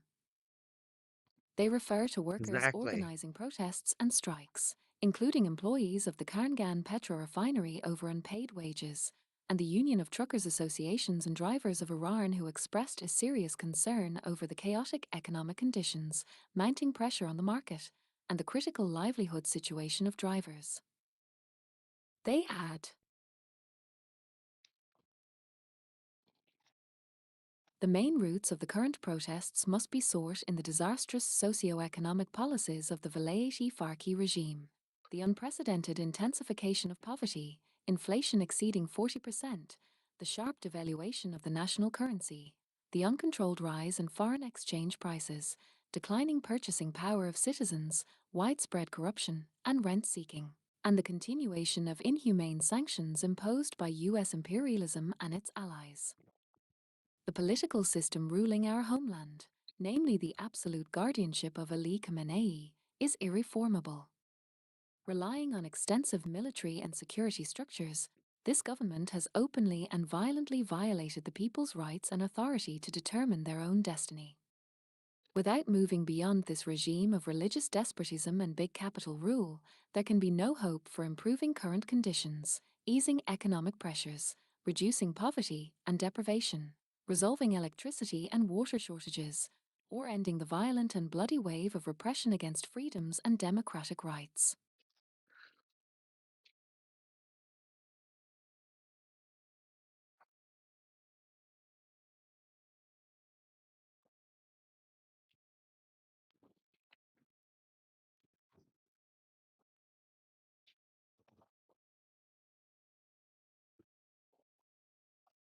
I'm muted. So, like, what's one of the big things that's being said here, like, by this union leader? Like, they're calling for the end of big capital rule. They're not just saying we need, like, alleviations. They're saying, like, we need, at the very least, like, some, like, less imperialist than this, if not, like, pushing for socialism. Like, that is saying that, like, Proletarians. capitalism doesn't fucking work, you know? Like, this is the working class speaking. Yeah, proletarian truck drivers, proletarian workers at oil refineries. Yeah. But we're not supposed to, as communists, show proletarian internationalist solidarity with fellow proles in Iran. Oh, wait, so I'm doing the Instead, racism right now? Like, I'm being a naughty communist. we should instead have solidarity with the national bourgeoisie of Iran and do again class collaborationism. Yeah, it's like, because I have solidarity with the impoverished and ethnic minorities of Iran and, like, the You're being struggles they're naughty. going for. Oh, God, You're being racist. naughty. Being a social, because that's what calling someone a Western chauvinist really implies. It's calling you a fucking racist. Yeah, It's like, but they're the ones. motherfucker. But they're the ones doing Orientalism and thinking that if you're from the East or global South, you In have the a child Middle like East, this mine. backwards has to be the way it is. Like, that's what they're doing. Yeah, the only time people get mad over there is if the CIA tells them to get mad because they're too childlike. They can't make up their own minds. They have to ask for permission.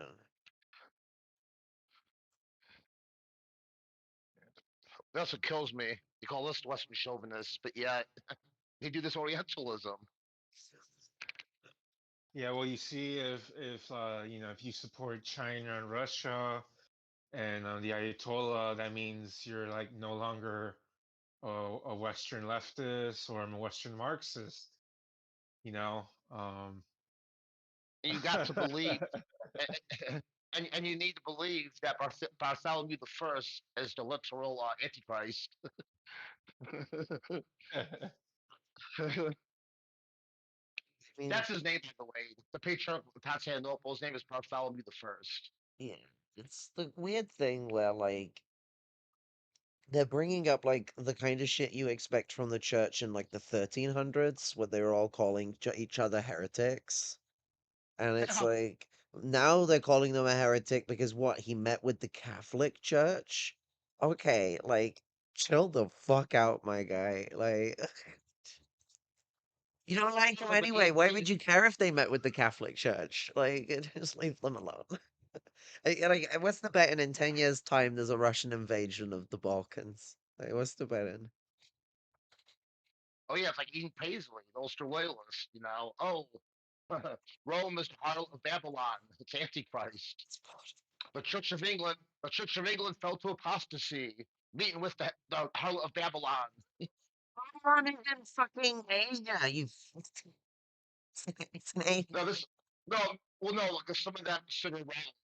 The Pope, what's what's talked about in the Book of Revelation as the whore, the harlot of Babylon, is actually the Pope. They say. Yeah, but like, I would imagine like the successor of Babylon would be in Babylon, and Babylon didn't colonize Rome. Yeah, Babylon's when they rock. Yeah, it was like somewhere around Iraq and a few other places, a little bit of Turkey. It was a pretty big empire, but like yeah, they colonized Palestine at one point. But like what's it uh yeah, it's one of those weird ones. It's kind of like where you get the people that like think the Jesus philosophy was completed because like I mean Babylon fell in the end just like 500 years after God said it would. God said it would like 7 years after, oh, 70 years. Yeah, it was like 70 years after their like captivity, the Israelites would be released. And only some of them were released, and then the rest of them remained in captive in Babylon is the story. But what ended up happening, because the story is that Babylon would then be decimated and destroyed, and not a single life will live there. But you already see a problem is that the Babylonian Empire still has people living in the region and territory where it used to be, and they're living okay. But also, it takes a little more than 476 years. The f- it took them 476 years for Babylon to fall. Does God have like a timer? Can he only do stuff at certain points, or is he omnipotent? Christians confuse me so much. Well, I think it means the city of Babylon, south of shows in ruin. Oh, I know, but I'm plunking them on that. I think it's a bullshit thing to say because, like, he isn't even from Babylon. Doesn't even know Babylon. Hasn't even touched Babylon. He hasn't even had sex with Babylon. Uh, what was I going to say? Do you do you think that some of these multipolar brick scans and campus are cringing seeing that from the Russian government? I mean, Even a they gotta lot be of cringing them to an have been extent. really defensive over Russia's religious shit, so I actually think a lot of them would be fine with it. Yeah. I think they would hate it if you bring it up, though. I think it's like they'll be fine with it, but they're not going to promote it. If you bring it up, they'll probably try and like swindle their way out of it and say it's actually Russia being critical of like religious fascism. Now, I don't know As where if like the as if Antichrist comes into being like anti-religious fascism, but sure, I guess. I as if the Russian Orthodox Church today doesn't have fascist elements in it. Oh God. don't worry about it. Stop looking into history. What do you what do you mean 1944? Yeah, and there's some multipolarists who say that like, oh, Putin is part of the progressive bourgeoisie because blah blah blah, anti-imperialism. Yeah, Yeah, but Russia's not occupied by imperialist power. Like, Russia is the imperialist power, so I guess just import itself. Yeah, actually, It's Russia really is occupied by an imperialist power. It's called Russia. yeah. Checkmate. Russia is actually occupied. I I It's I owned the anti-revisionist today, Mom. They tried to say Russia wasn't occupied and oppressed, and I told them it was. You know what I told those stinky idiots, Mom? Russia is occupied by Russia. Like that's the kind of bratty childness that like we see with a lot of these people, but they're actually a serious problem. And like yeah. they make us even look like fools, buffoons, monsters. But they even many of the times manage to organize and cause problems. Zoran fucking Nkrumah Mandani is an example of that. Yeah, and then some of the campus they even have. I mean, it's so cringe that it's a common thing now. But like some of the campus even call themselves tankies as well. Even some of the dingus as well, and it's just like, oh I god, mean, tanky literally come from like British campism, so like, they're in the right ironic. category. Well, and they're the ones who call us Western chauvinists and shit like that. I mean, it's one of them, like the things they like are in the East, so like you lose.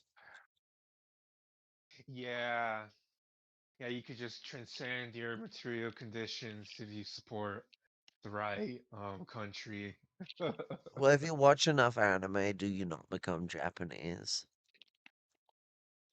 Even though Oh anime is a god. generic word and like every country has its own anime, like go speak to like Japanese people from the like 80s and all that, and they'll tell you like anime is just a word for animated stuff. Yeah. Yeah, they probably would make that argument, and it's just oh god. Yeah. doesn't a lot of Japanese anime have a lot of fascist undertones to it? Some of it definitely has. Some of it definitely has like a lot of feudalist stuff as well. Some of it's progressive though too, but like it's one of them. Yeah. It does promote a hell of a lot of feudal Japanese stuff. Yeah.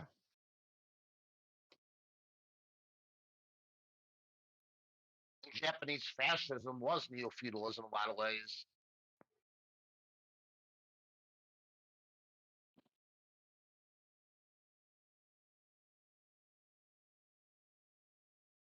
I got one for you. Do you think the Japanese emperor during World War II was as innocent as they try to say he was?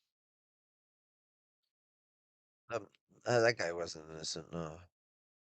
No. Because the narrative is supposedly the generals ran it basically. And he was just a figurehead. That's why the Americans and the Soviets didn't execute him for, let him keep on. But it was the US that decided whether he would get executed or not. Yeah, and that's the narrative Yeah. they should put. They put the narrative that the generals and admirals The ran the Japanese Soviets empire. wanted the emperor arrested. So, like, the Yeah, Soviets might not like, Stalin had already turned against the death penalty at this point. Like, he wasn't really someone. He voted, I think it was in 39 or 38. There was a vote in the Soviet Union after the whole affair with Yezhov. Um, what's the they moved towards like disbanding the death penalty because of all the trouble it caused to like social cohesion and structure and like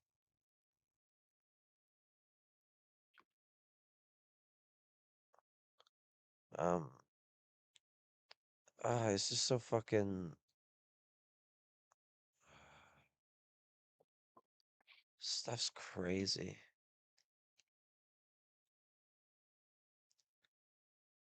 I'm so fucking overwhelmed. It's been a Right. crazy month. I'm sorry, go on. Oh, I was just saying, it's been a crazy month to cover all these topics. Oh god, yeah, it has been. We haven't even really been able to get to a lot of it because it's just been like so exhausting to keep up with it in the first place. Yeah.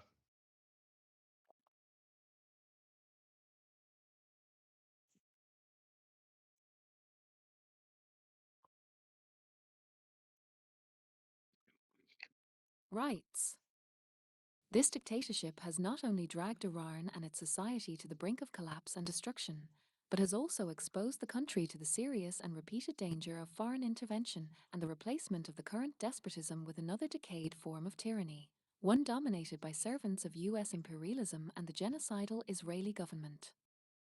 They demand solidarity among different social groups from workers, laborists, and retirees to women, students, youth, and merchants against the aggressive policies of this regime, and efforts to organize coordinated, nationwide protest movements can lay the groundwork for seriously challenging the regime and opening the path toward fundamental and democratic transformations. Sure. They conclude. We continue to believe that all progressive and freedom-seeking forces in the country, from the left and nationalist forces to national or religious groups, as well as individuals and forces that have moved beyond the policy of preserving their system and the current government, must join hands and play an important and effective role in organizing today's mass protests in Iran. Their second statement, issued the 2nd of January 2026, is headlined, "We unequivocally condemn any intervention by US imperialism, the genocidal Israeli state, and their domestic accomplices in the sensitive developments of our country." Again, they describe a new wave of popular protest demonstrations sparked by the country's unbearable socio-economic conditions. They note the state's violent repression and add, "The Tud Party of Iran considers the people's protests against the inhumane prevailing conditions, especially the current crushing economic and livelihood situation, to be just and lawful." From the very beginning, in unison with other national and democratic forces in the country, we have supported the expansion and deepening of these popular protests, while at the same time calling for the preservation of calm, the continuation of civil forms of protest, and the Islamic Republic's compliance with the people's rightful demands. But while siding with the majority of society's revulsion toward the ruling Islamist dictatorship, they denounce the intervention of the quasi-fascist government of Donald Trump, specifically his threat to bomb Iran. They say,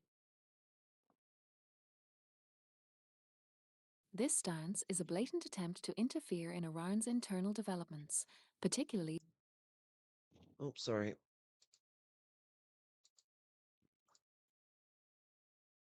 It's gonna bugger up again, isn't it? Particularly when the There we go. regime of Velayat Farki is utterly incapable of extricating itself from crisis, instability, and constant fear of the people, and seeks to prolong its survival solely through repression and military security apparatuses. US imperialist interference in the internal affairs of our homeland constitutes a clear violation of Iran's national sovereignty and serves only to secure imperialist interests in the Middle East and the Persian Gulf. Another crucial point is that, given the policies of Trump's far-right government and its full alignment with the criminal and genocidal government of Netanyahu, which stands at the helm of Israel's war machine, any intervention in Iran's internal affairs is not only manifestly harmful to the popular uprising against the Islamic Republic, but could also bring catastrophic consequences for the country. The Tud Party explicitly and resolutely condemns the overt intervention of US imperialism and its regional and domestic allies in Iran's internal affairs, while also denouncing the disastrous policies of the dictatorship. They note the shameful coup of 1953, and that the policy of a regime change has always been pursued to serve the strategic interests of global imperialism and can never lead to freedom, the realization of national and democratic rights, or the people's sovereignty over their own destiny. They assert that the mass movement does not need the assistance of the quasi-fascist US government in order to succeed, and concludes, forward toward unity and solidarity of the Iranian people in the struggle against the regime of Velayati Farki. Long live peace. Long live the struggle of Iran's toiling and long-suffering people. It is very depressing to watch political turmoil in which the main actors are all abhorrent. That's why it's important to listen to the Iranian left, and I'll be trying to share their positions as best I can. Battle Lines with Owen Jones is Exactly. Long live peace. Long live the struggle of Iran's long toiling. Iran's toiling and long suffering people.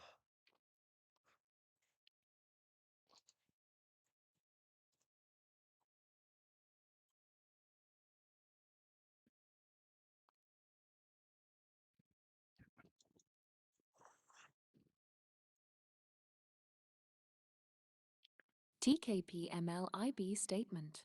We salute the struggle of the Iranian people. Protests that began in Iran on the 28th of December and quickly spread across the country have been ongoing for 2 weeks. At least 65 people have been killed and more than 2,300 arrested in the last 13 days. It has been reported that protests have taken place in 180 cities across 31 provinces, at over 500 locations. The Islamic Republic of Iran is not content with merely attacking and killing the Iranian people. In parallel with these attacks, it resorts to widespread internet blackouts, propagating that external forces are behind the actions of the Iranian people and wages a counter-revolutionary war through the media. Despite these attacks by the reactionary Iranian regime, the people's actions, particularly night protests, neighborhood meetings, and chanting slogans from rooftops, continue in many cities. The actions of the Iranian people are not new. Over the last 30 years, there have been 5 major uprisings and many regional struggles for regime change. For example, alongside the politically driven movements of 2006 and 2009, the urban protests that began in Mashhad in December 2016 quickly became politicized. In November 2018, the movement triggered by demonstrations against rising petrol prices and the cost of living rapidly became politicized. In September 2022, protests that began with Jiner Masar Omani's murder turned into the Jinjiyan Azardi uprising. The current actions began as protests by Tehran bazaar merchants against economic conditions. Merchants went on strike to protest the rise of the dollar and the devaluation of the rial. However, this protest and strike quickly turned into a political movement. It then spread through student political protests and was subsequently adopted by urban workers, laborious and urban semi-proletarians, the unemployed, small business owners, etc., transforming into a democratic political uprising. This political movement spread to many regions and cities, including Zahedan and parts of Kurdistan Province, Kermanshah and Alam. The main forms of struggle in large, medium, and small cities are strikes, in terms of demands, This is currently the mostly heart of the trade union and revolution, is economic, ownership. and street meetings and marches, political in nature, which are usually met with attacks by the Iranian regime's security forces and turn into street clashes. The main slogans of the masses were high prices are the scourge of the people, poverty, corruption, high prices, we will continue until the revolution, death to the dictator, and death to Khamenei. These slogans, which reveal the economic and political The character way of the this uprising, machine are reads accompanied by Khomeini's slogans name is such as Down crazy. with the despicable scoundrels, Death to the Pasdaran, Kamana. and Death to the Besich, directed Oh, against the regime's is security Microsoft being forces, the racist? Pasdaran, and the Besich. While the Islamic Republic of Iran regime brands and criminalizes the Iranian people's just struggle as the work of imperialists and Zionists, the imperialists and Zionists are propagating that Shah supporters are behind the Iranian people's actions. This is a huge lie. At this stage, the primary enemies of the people are primarily Khamenei and the leaders of the Revolutionary Guards, the reactionary clerics in power, and the core cadre of the regime. These are predatory, thieving, embezzling, rent-seeking comprador bureaucratic capitalists and the owners of the country's key sectors, such as oil, petrochemicals, transport, etc., and large landowners. The people's other enemies are the imperialists, who currently have little influence.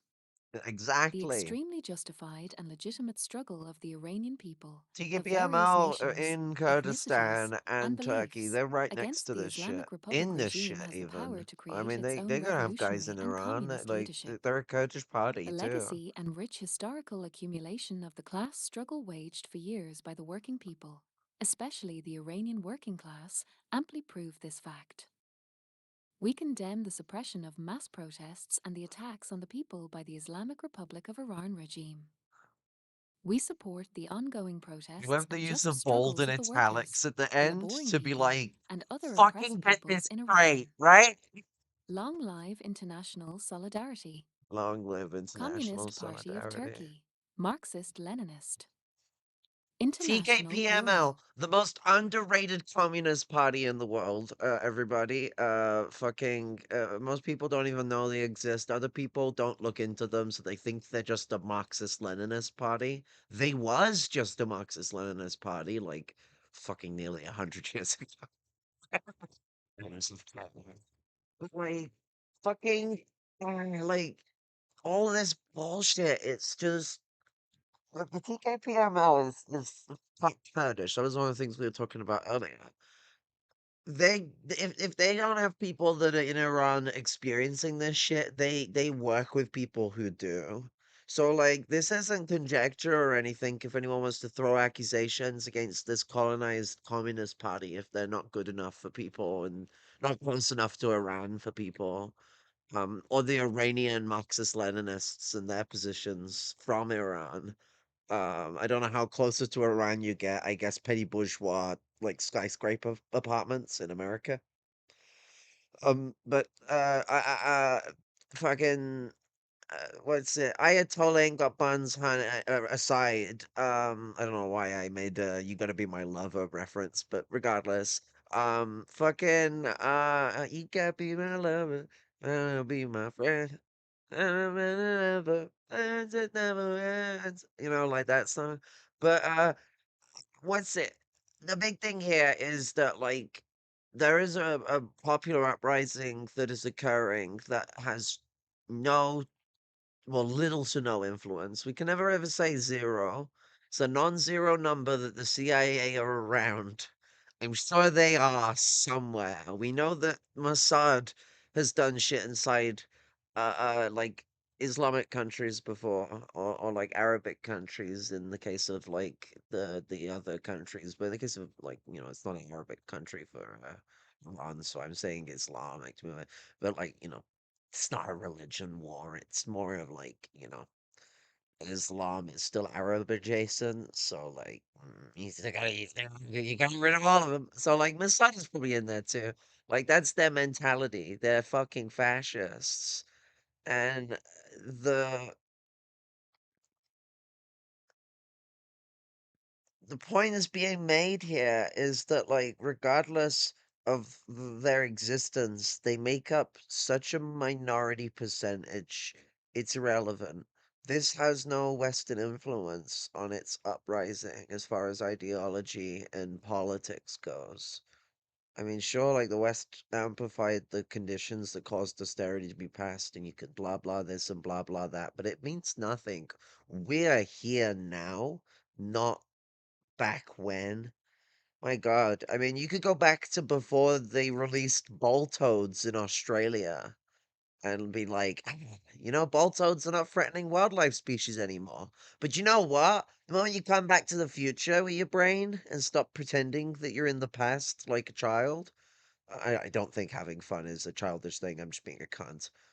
Like, fucking you might be able to like see things a little better and a little more clearly and image a perspective on things rather than just being around to fucking do nothing, say nothing, commit no effort to the struggle. That's for other people to do.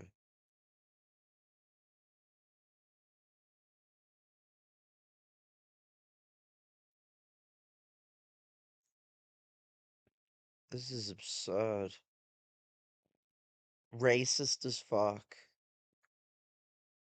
Next thing you know, they're gonna be like, well, Turks are actually kind of white, so it's irrelevant. And it's like, they have Kurds in the party too. It's Turks and Kurds, you know?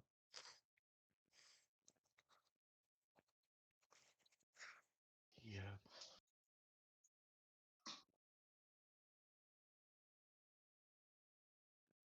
'Cause the TKP is almost like they're kinda dope. They're almost the most Bolshevik out of, like, any party around. Because 'cause they're quite like Lenin's position where he's like, "Okay, so the Kurds and the Turks, we're gonna be in this together in our, like, collaborative revolutionary effort." But the goal is that the Kurds can do what like, they can go free and do their own Kurdistan thing if they want, or they can be a part of this, like, interconnected, like, it's like national liberation and like fucking other shit like that. Like that's at the heart of a lot of it. Like that's one of the things I find kind of interesting with the Maoists in general, like, are pretty good on stuff like this. You go look at like the Philippines and stuff. Like when it comes to like national cultural like reification, like that is something that is often a big part of what they push for. And so like Kurdistan is a supported structure, but the TKPML doesn't disintegrate in the process. You just couldn't get that in America because they tried doing that. Like the main reason why like the way black nationalism had to like um uh make a big foot for itself was because it wasn't allowed to exist. There was many other ways black nationalism could have existed, but it had to exist. And white people wanted black people to collaborate with them, but not do black nationalism, and it's just racist and causes genocide. Right. And so, like, the TKPML's like working with the Kurds, but not telling the Kurds not to do Kurdish nationalism at the same time. And it's that principled, link 1, 2 with that sort of stuff.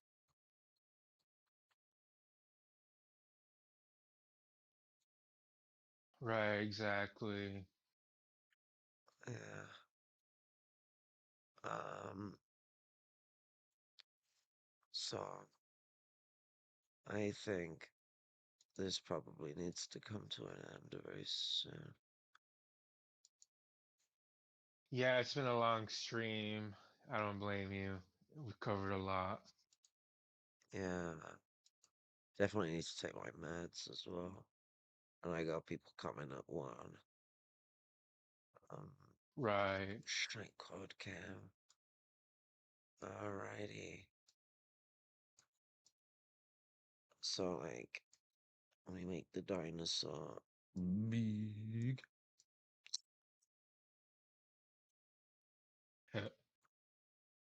So, like, the big thing here is to stop being tools of empire. They want this to be framed as a Shah rebellion. Stop it. The Shah is meaningless to 70% of the fucking population. They couldn't give a flying fuck.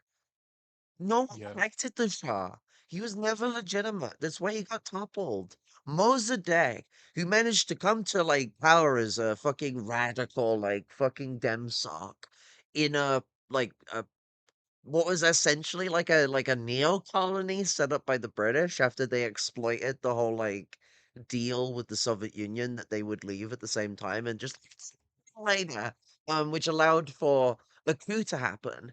So like the British basically maintained some kind of neo-colonial presence that allowed to help the Americans then come in and coup. The Americans used their muscle to put in the Shah.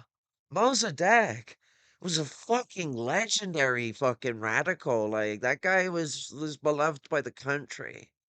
I mean, you want like the fucking we all communists are gonna be able to find something we can criticize Mossadegh for. Did you hear it from any of the communists talking about these struggles and such? They mentioned a lot about the Shah, and they mentioned Mossadegh as like a principled, like elected person. They didn't mention anything else about him. Now they've got criticisms. I'm telling you now, more than I do. They know Mossadegh better than anyone who's been on this panel tonight. They're fucking Iranian communists. Of course they would. But like their main understanding of the situation is that like Mossadegh was behind a progressive movement of radicals that were looking to free Iran from the chains of tyranny that empires and its own imperialism puts its people under. As you say, Iran is not one nation. It is a clusterfuck because of its imperialist history. Yeah, yeah, and and of course the Azeri Turks, the Kurds, the Bolekistani people, and others, they all hate Shah. So like he's already hated. So like yeah, In it's the easily areas where the 70. uprising is fucking happening more than anything as well, like the main Yeah, uprising is in exactly. the Kurdish regions and the Western regions, which is like it's like It's spreading now like oh everywhere. yeah. Now it's the southeast and the north where the Azeris are. But yeah, the Kurds had like they took over the police stations first, and then they they got rid of some IRCG cops, basically, to put it lightly. There's a video of them doing like a drive-by on one of the IRCG seniors, and it's like, wow. Oh, Um, that's sick. That's some gangster shit yeah, right there. That is. That's like you know when the mafia used to work with the left wingers against like fucking. That's what that reminds me of. Like, like oh, not supporting the mafia here. I'm just saying, like in times of crisis, there's been times when we were on the same team for a brief period, and it was in the 20s, and it was a funny moment. Let's just say. oh, and it was a moving target. Like the cop was in his car, so like, It you know, was it was some fucking like proper street shit where you're brawling and you're trying to, because that's like the street joust that is where you're driving past each other and you gotta shoot them yeah. up before they shoot you up. Or even better, if in this case he probably didn't know he was about to get shot up and then got shot the fuck up. Either way, like fun stuff. He got caught slipping, basically. You know, It's always the funny one when people get caught slipping because you watch them shit themselves in real time and they're like shit. yeah, yeah. But it is true that the Kurds they really amped it up first when like they took over those buildings. I mean they've been lighting up shit across the country. Like it's just undeniable. Like it's just they're actually like burning shit because they're pissed. Storming And government buildings.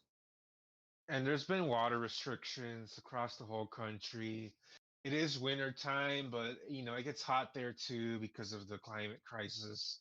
It's like, yeah, people are physically pissed. They're exhausted with austerity. It's not a good combo. People are mad. That's material reality. And we're not elitist. Marxism is not elite theory. We're not there to make apologetics for the bourgeois status quo. Hell no.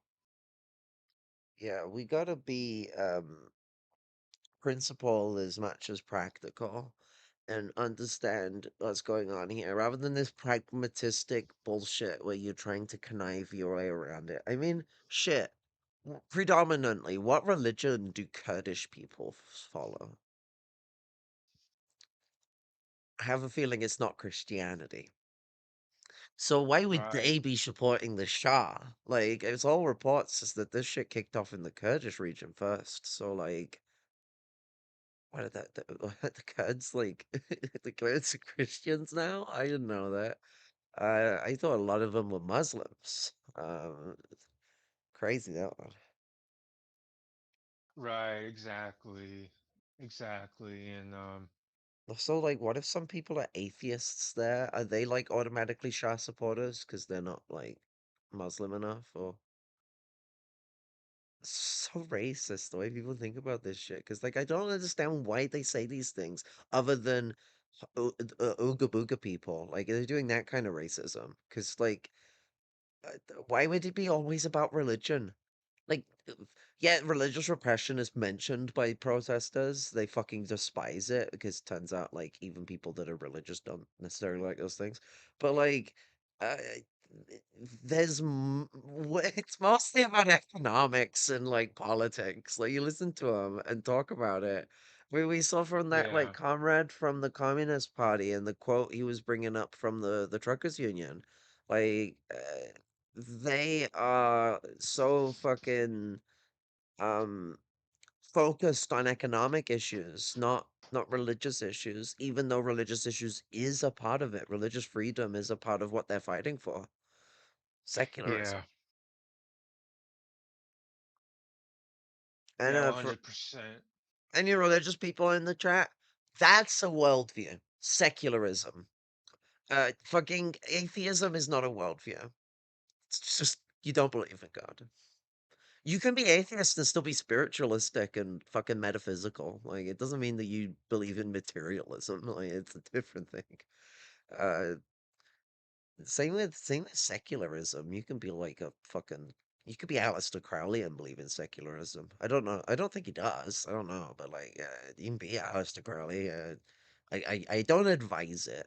Um, and if you are Aleister Crowley, I advise you go back to the grave. Nobody wants you here, Aleister. Um, He was an anti-socialist as well, so it's like, it's just another bourgeois it's a very cultist. nice way of putting it. The guy was like a crazy like fascist. Isn't it? Like that's the nice way of fucking saying that. Yeah. Yeah. But you Well, are no, correct. Yeah, he was mad against socialism in any kind, any variant. He didn't like it.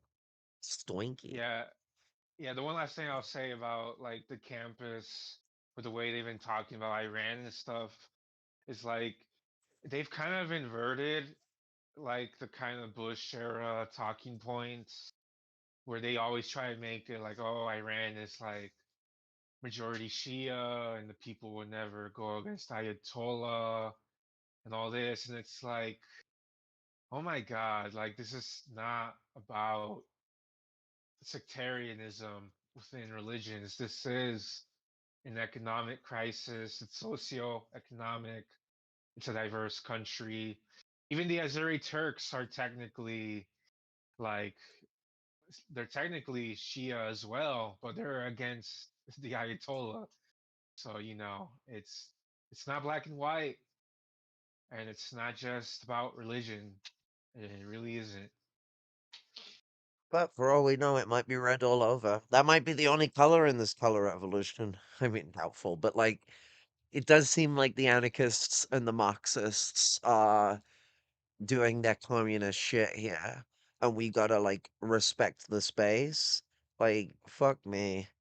It could succeed. Iran could be the return of communism. Now, Yeah, this year, not even next year, not 4 years from now, it could happen this year. Could happen in 5 years, could be 10 years. But Iran could be the next principled revolution.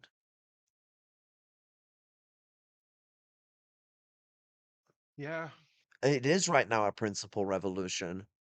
What was he said most of the strike? Oh, sorry, I gave it away. Most of the revolutionists strike, which Lenin said is what defines the revolution of the new type. That's the exact quote. I don't know why I remember that specific quote so well. I normally butcher quotes whenever I go for them, but like I know that one off by heart. It's the revolution of a new type, and that's the socialist revolution. Is the collective mass strike. This is a collective mass strike. You couldn't get any closer to what communists want for a revolution than what is going on in Iran right now. You'd think it'd be a Christmas present in a sense. I mean, not a great way of framing it, but you know what I mean. Like, all these people want to do this third worldism shit of, oh no, no, we need like some revolution going on for shit to be serious, and anything else isn't acceptable. But then at the same time, they want to push all these dictators in all these other countries and say you can't actually dispose of them either, because that's also just like chauvinistic and not geopolitically functional and blah blah blah blah blah blah blah blah blah blah. White chauvinism, this, white condescension, that. And then, like, when an actual revolution appears, oh no, that's the CIA. That's the CIA. And I'm like, the communists in Syria were at that color revolution that kicked off in Aleppo in 2011. Was it 2011? No, it might have been 2014 actually. Uh, the communists were involved in that color revolution. Are the communists funded? Are the communists of Syria funded by the CIA? And can someone provide me evidence? Because I've never seen evidence of such a fact. I know the communists were persecuted by the Assad regime. Yeah. I know that the Assad regime was one of the most secular countries in the region, but still had a like Arab chauvinism that had a predisposition towards Islam. But yeah, it was actually like it's one of the things that the Syria did do fairly right was it was quite a secular country, but that's 'cause it's got a very secular population. Like Syria couldn't not be a secular country, and you see this with Jelani. Jelani wants it to be more theocratic in the way they initially started off, but now Mandem is like he's doing everything he can to not be that, like because he needs to frame himself in a secular way. Because if you make, I mean, he even said it straight up, is like the country is not going to become an Islamic theocracy, and it's because he couldn't do it. It would turn into a fucking civil war. Syria's population are just too progressive for that shit to slide. So like Jelani's shit gets checked. And so like if that's a thing that that population can do, then I am more likely to believe that the Syrian people uprose against Assad and then the US took advantage of the power of the Syrian people, just like the Iranian comrades said the US is trying to do with the Iranian uprising right now. Yeah. Yeah. Exactly. I had to think Owen Jones. Do I have to actually say listen to Owen Jones? I'm not gonna say it. But like you guys are gotta like fucking listen to the Iranian left. Stop making your own assertions. Stop it. God, making assertive positions isn't a black and white thing. It's not always bad. But like when you're just blindly asserting based on your fifis, that's fucking dumb. Like Yeah. it's ignorant. It's just fucking it's monstrous. It's savage.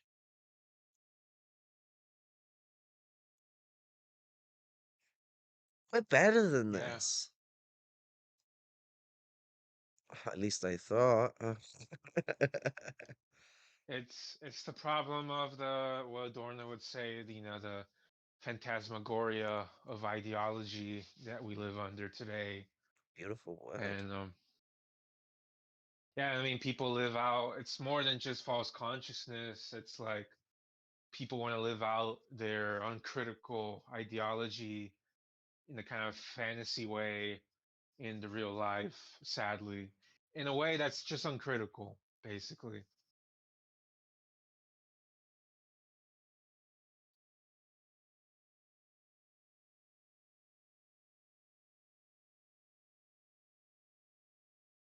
Yeah. It's time to actually listen to people on the ground, the actual proletariat, and not just over focus on some bourgeois government here and there and their little leaders. That's not what this is about. That's for the imperialists. It's crazy. Also, like that guy is such a fucking like literary monster. Like I just looked at what Phantasmagoria is. It's horror theater, but like in a sense, it's more so describing like wide spectacle and like Hmm. horrific politics. Works really well. Yeah, it is. It is a phantasm. It's a hysteria. It's blind, unfeeling in a way because they don't give a shit. If they don't give a shit about the feelings of Iranians, what the fuck do they think about like anyone else?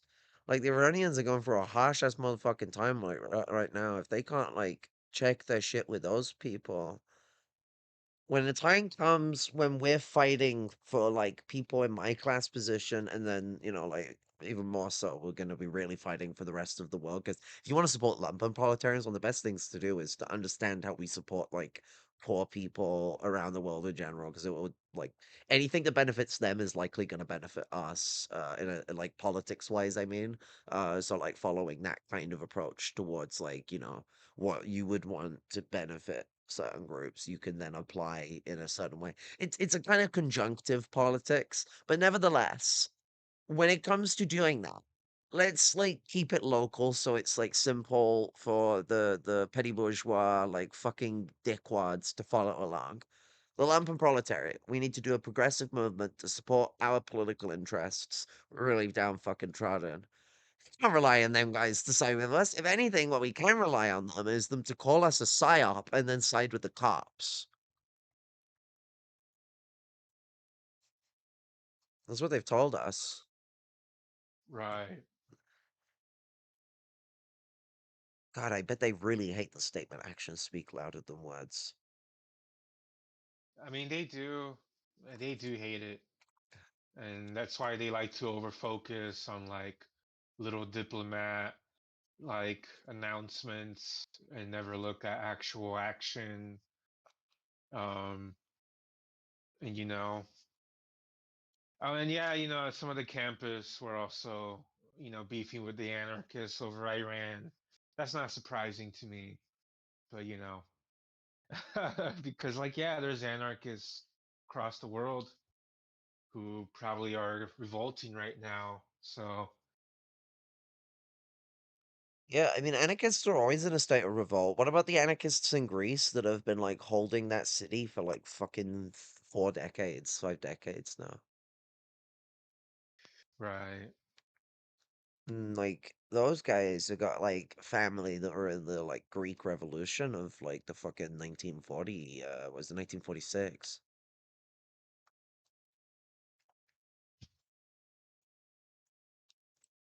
But like, who cares about them? America and like bus fare is more important than like Palestine and genocide. And fuck me, I hate it when people mischaracterize what I'm saying here. I want New York to have free buses. I want everywhere to have free buses. But if you trade Palestinian lives for free buses, you're a fucking monster. I pay buses for the rest of my fucking life into socialism when it's free for everyone else if it meant Palestine could go free.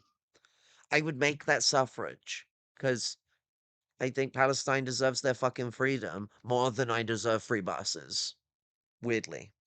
And interestingly, if Palestine also agrees that maybe people should get free public transport, then we're all in agreement that maybe, public transport should be free and then they can be a part of how we work together and collaborate and operate in that sort of fashion. But like this is it's copy wobble. I'm gonna fucking pull that word out of the fucking dusty treasure chest of old. Copy wobble. Nonsense is what means. I don't even know if it actually comes from specific words or if it's just meant to sound nonsensical. So fucking bollocks, basically. Copy wobble is like the PG-13 version of bollocks. Actually, I think it might be all ages, but it's funnier to say PG-13. Yeah, well, Mandani, he signed the executive order on the first day that we can't protest the Zionists safe spaces for like 60 feet. And they're really just the skyscrapers, if we're honest, you Yeah, know. because that's where most of them are, which, like, not much of a synagogue if it's in a fucking skyscraper. Like, shit. Fucking the synagogue is the fucking Hebrew word for a temple. Like, I hope people Yeah, understand this. It's a fucking temple. Go and look at like what Islam builds, even in the modern day. Like even with Saudi Arabia, when they call shit a temple, they build some like brutalistic like masterpiece. Jewish people do this too. New York Jewish people running little offices in for Zionism, but it's connected to a religious group. Doesn't make it a place of worship. And I get you can make any place of worship. We're being a little bit shitty saying that you can't make a skyscraper a synagogue. But like they're the ones being the social chauvinist fucking weirdos here. Um, I bet I can find a church in New York that's like a brick and mortar building. But like the point really being made is that like we've been allowed to protest churches forever. Like the whole idea that religion is allowed to exist in America never meant that you couldn't protest it. Does anyone want to know what Abraham Lincoln was doing before he became a politician? Because he's a Christian. So I'm Christian. One that debated with the Christians about their faith. Actually, he might have been a DS, I'm not sure, but like I think he was a Christian. Um, and he used to debate with Christians at the church all day fucking long. Like he was a massive debater, a mass debater, and a bit of a protester of the church. He didn't like the way it operated. He disagreed with it massively. Is he un-American now? Like it's not American to protest like this. Yes, it is. And also, like, what about protections for for mosques? Mosques are Right. also temples, uh, places of worship. They don't get protections like this. I get you said that outside of buildings of worship, so technically they can apply this thing. And the police are gonna do that? Like, no. And when when the mayor is just turning around and saying Jews this, Jews that, Jews this, Jews that, it gives this one-sided perception. He keeps doing the Trump thing where he says both sides are doing bad stuff. Blah blah blah blah blah. But the main thing he says is you shouldn't be protesting outside synagogues, you shouldn't be harassing Jews or whatever, even though they're harassing Zionists and IDF soldiers and all stuff like that. Like, I don't. I, what is the point of protesting but to be a bit of a fucking harasser? But in like the non-toxic and fucked up sense of the word. Like, you are harassing society. That is the point of it. Turns out that might offend some Zionists. They may think that that means that it's harassment against them. That is not how harassment works. That's called holding a sign and saying words that they don't like to hear. And then they get very angry. Because that's what protesting outside these places of worship, which aren't even actually places of worship. Most of the time, they're actually just office buildings that are used. Yeah. They just are marked as places of worship because that means they're tax exempt. Well, yeah, because it's on like the fifth floor and shit like that. you know. And yeah, and Yeah, then the the thing mall too is like when synagogues and shit. Like, we're gonna go to mall church. Fuck, if I was a Christian, I'd never take my kid to a mall church. Like, if it's in a mall, it ain't a good church. That's not yeah, necessarily very much to go by. But like, you're in a fucking place where people sell all sorts of fucking crap. Selling stuff is not holy. That's profiteering behavior. So like, why are you in a mall? Like, you're supposed to be against the idea of stocking one's purse for the means of profiteering. So that's that thing that's the measure for me. And like, um, fucking those principles exist even in the Torah. I think the New Testament's a little more distinct about it's like rich people are fucking gonna go burn in like Gehenna. Although you actually only spend about 12 months in Gehenna in Judaism and then you go to heaven still. Because you get purified. One of those purification chambers though might be a room of boiling hot excrement. It's one of the many rooms of Gehenna. And apparently that's where Jesus went. Um, not see, I've heard it say it was Jesus of Nazareth, not the other Jesus, it was Jesus that was 100 years before, who's a Hebrew as well. But like I've heard another thing say actually Jesus of Nazareth is someone else, and the Jesus of the Bible is like someone else to the Jesus of Nazareth. Confusing stuff. I think it's the former, but like either way, Jesus is in the sense of the Christian perception of who that guy is or isn't. He burning in boiling hot excrement, and for the Jews, they'd think it'd only be 12 months, but for the Christians, it's an eternity. So like, I'm just gonna merge the two and say he's boiling in hot excrement for eternity.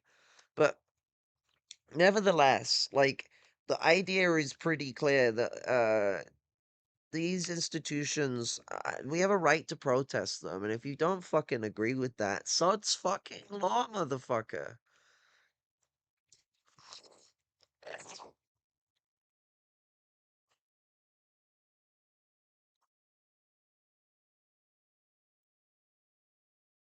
We, Even in Go on, sir. even in Mondani's screenshot, he tweeted out the screenshot of the New York Times article admitted that the fucking Zionists were selling stolen land at that so-called worship place, and he still had like the galls to like you know do his pro-Zionist shit with that screenshot. Have you considered that it might secretly be anti-Zionist? Yeah, and BRG said that he's just taking Bernie's advice. He's just taking Bernie's advice. I love how he backpedaled from like being critical of it.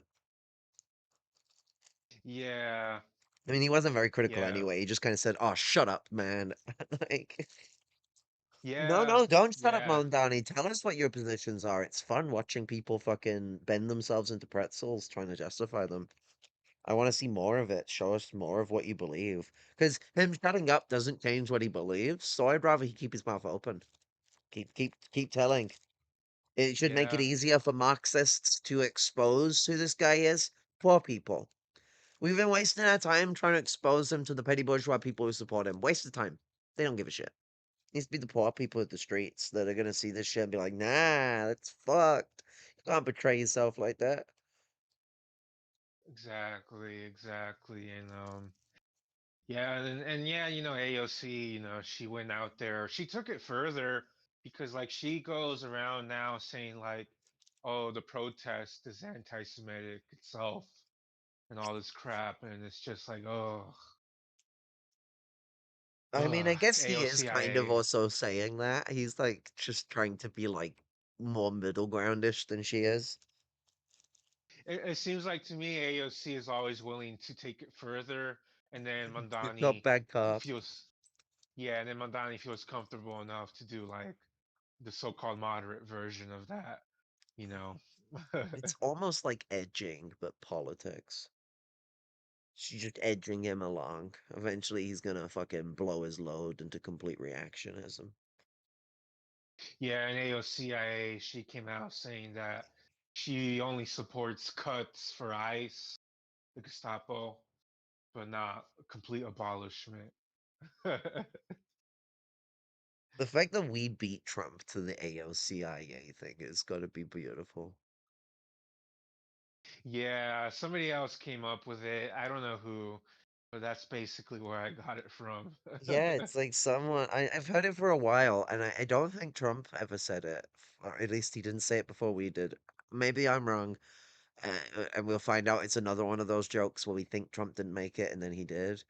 I mean, it was like when I saw Don Roe doctrine going around, I'm like, oh my God, that Stephen Miller isn't funny enough to come up with that. That's Donnie, the Don Roe doctrine. Like it's so evil, but then ha ha he he. Guy knows how to do his fucking jokes. Uh, like what MSDNC, that one's really good. Sleepy Joe, Yeah. I didn't think that one was gonna be so good at first, but that Sleepy Joe was a fucking hit. God, Sleepy Joe still gets called Sleepy Joe. Oh God, I'm calling him it. Yeah, and Trump came up with a new nickname for Kamala, which was kind of racist recently. Oh God, But no. What did he say? so like he said something about Sleepy Joe, and then he basically replaced Kamala's first letter of her last name with a J and calls her Jamala. Oh, Jamala, Jesus. Yeah.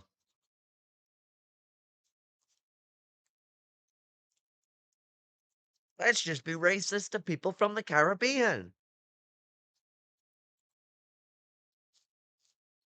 And also possibly trying to do a like transvestigation thing, because they could be trying to say that she's actually called Jamal and then changed into Jamala, which is another racism, because like black women being accused of being men.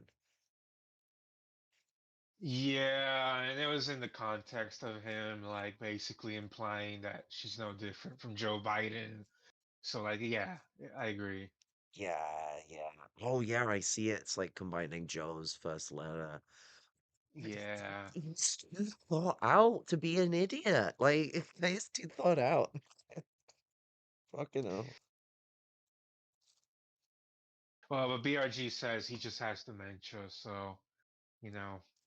I mean, fuck, he could be in the early stages. It doesn't mean he isn't fucking smart. Like, Mao eventually, like, hit the dust, but was saying, like, fucking Mao's is still saying some clever shit while his brain was turning into soup. So, like, it's such an Yeah. idiotically mute point. I don't think he is. Well, it's more that I don't know. I don't know that he's going through dementia. But if he was, does it change that he's being calculative and thought through? No. Hmm. He might not be at certain times. Maybe he'll forget. But, like, he has guys around him. They help. He's not one guy. Well, I guess he is, but, like, Yeah. his movement is weirdly a movement. Oh shit! I should have made sure you were sitting down first. Shocking statement. I know. That movements are sometimes movements,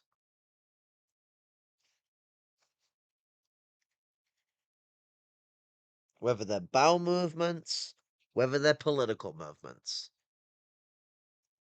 Never is it centralized into individuals.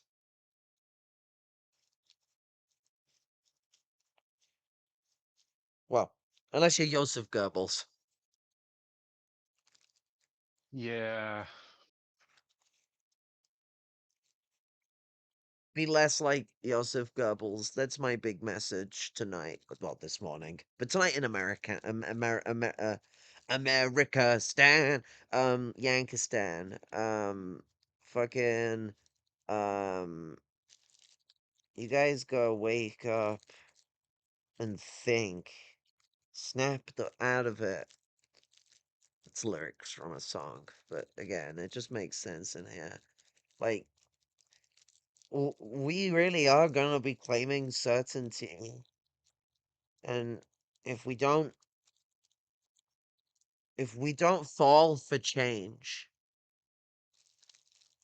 we are gonna be circling the drain. We're in a post-truth era, and the system in the society is pushing a complex mind controlling element where they want us to think like them, and they've been doing it for a long time. Think freely. That's what Marx and Engels said the new perception, the new thought, the new sight would be, and that the proletariat embodied the beginnings of that new uh, person, the scientifically minded human being. It's into what Gramsci talks about like organic intellectuality and intelligence and how those things operate.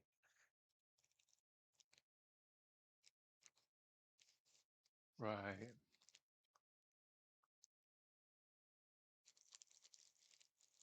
But that will be all from us. Um, we're gonna try and get more streams out. It's been a while. Maybe I'll try live stream while I'm at the protest on Saturday. Um, because it's probably easier than me filming. I have enough data to do it, so like Right. so like um I fucking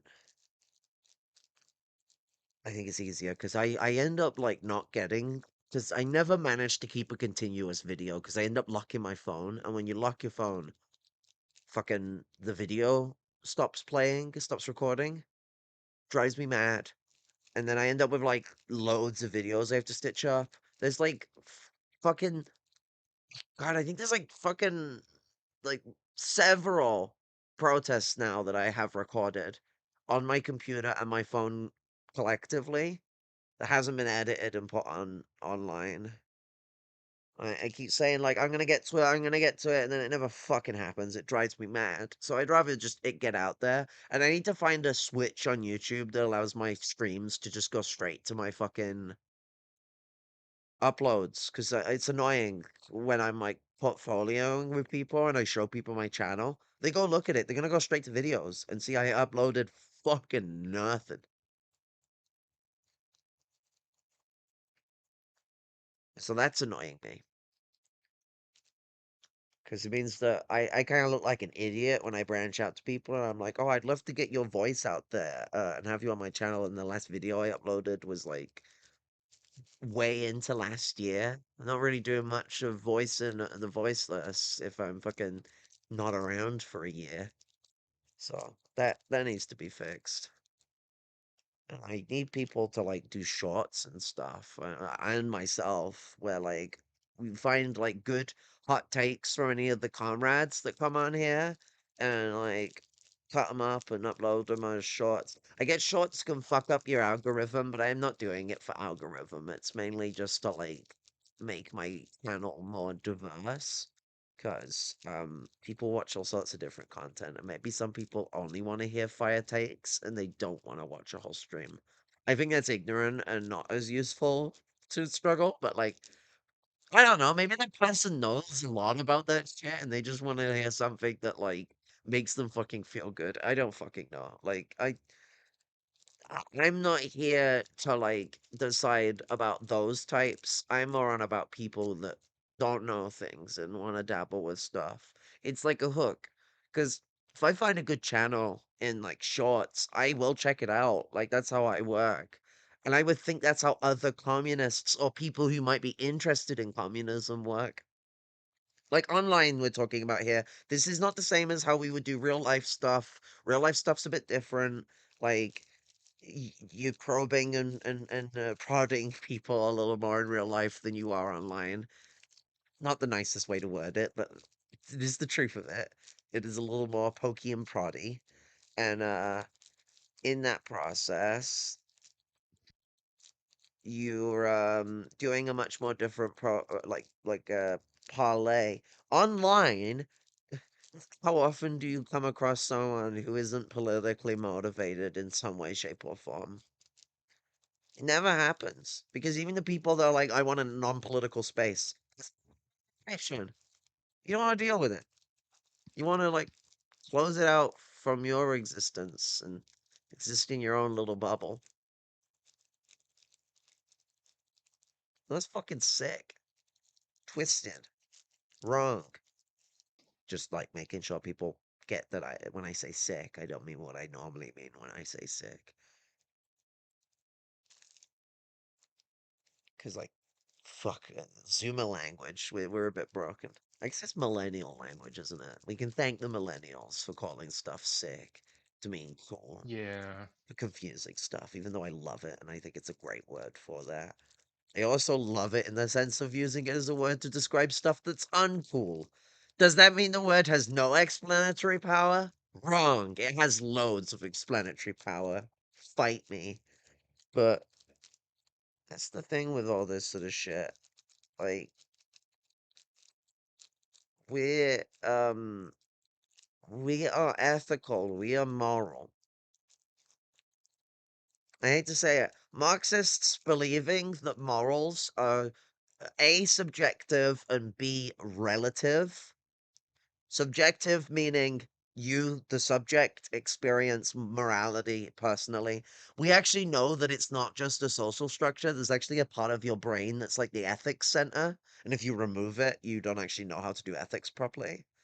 So, like, we actually know that there's a region of the brain that does ethics and morality. So, morality is a real thing.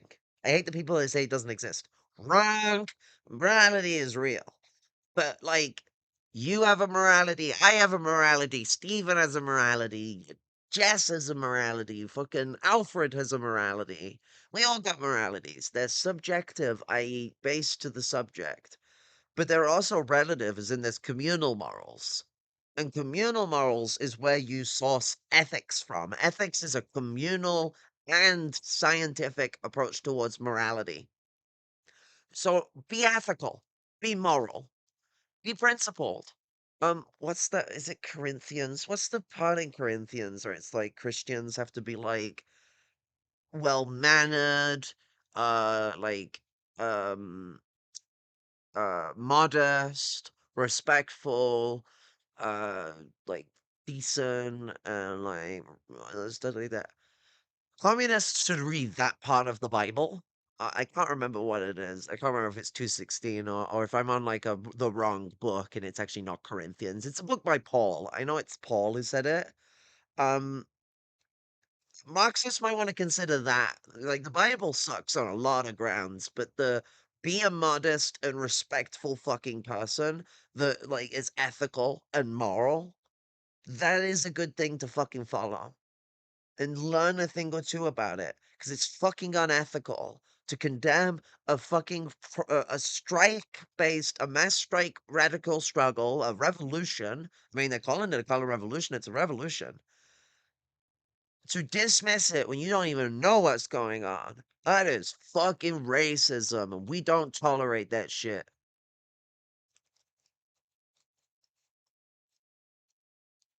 God, I never thought I'd end the stream on read a Bible verse, but like, I guess that's how bad things are getting. Because all the Marxists saying it don't seem to be good enough for them, so I'm appealing to a higher power. We're running out Yeah. of options, all right? Like, Jesus can't talk any rational into them. I don't know who can. Gandhi? I'm just throwing like liberal shit at the wall here. But like it is the annoyance. Decency has sort of left the minds of these people.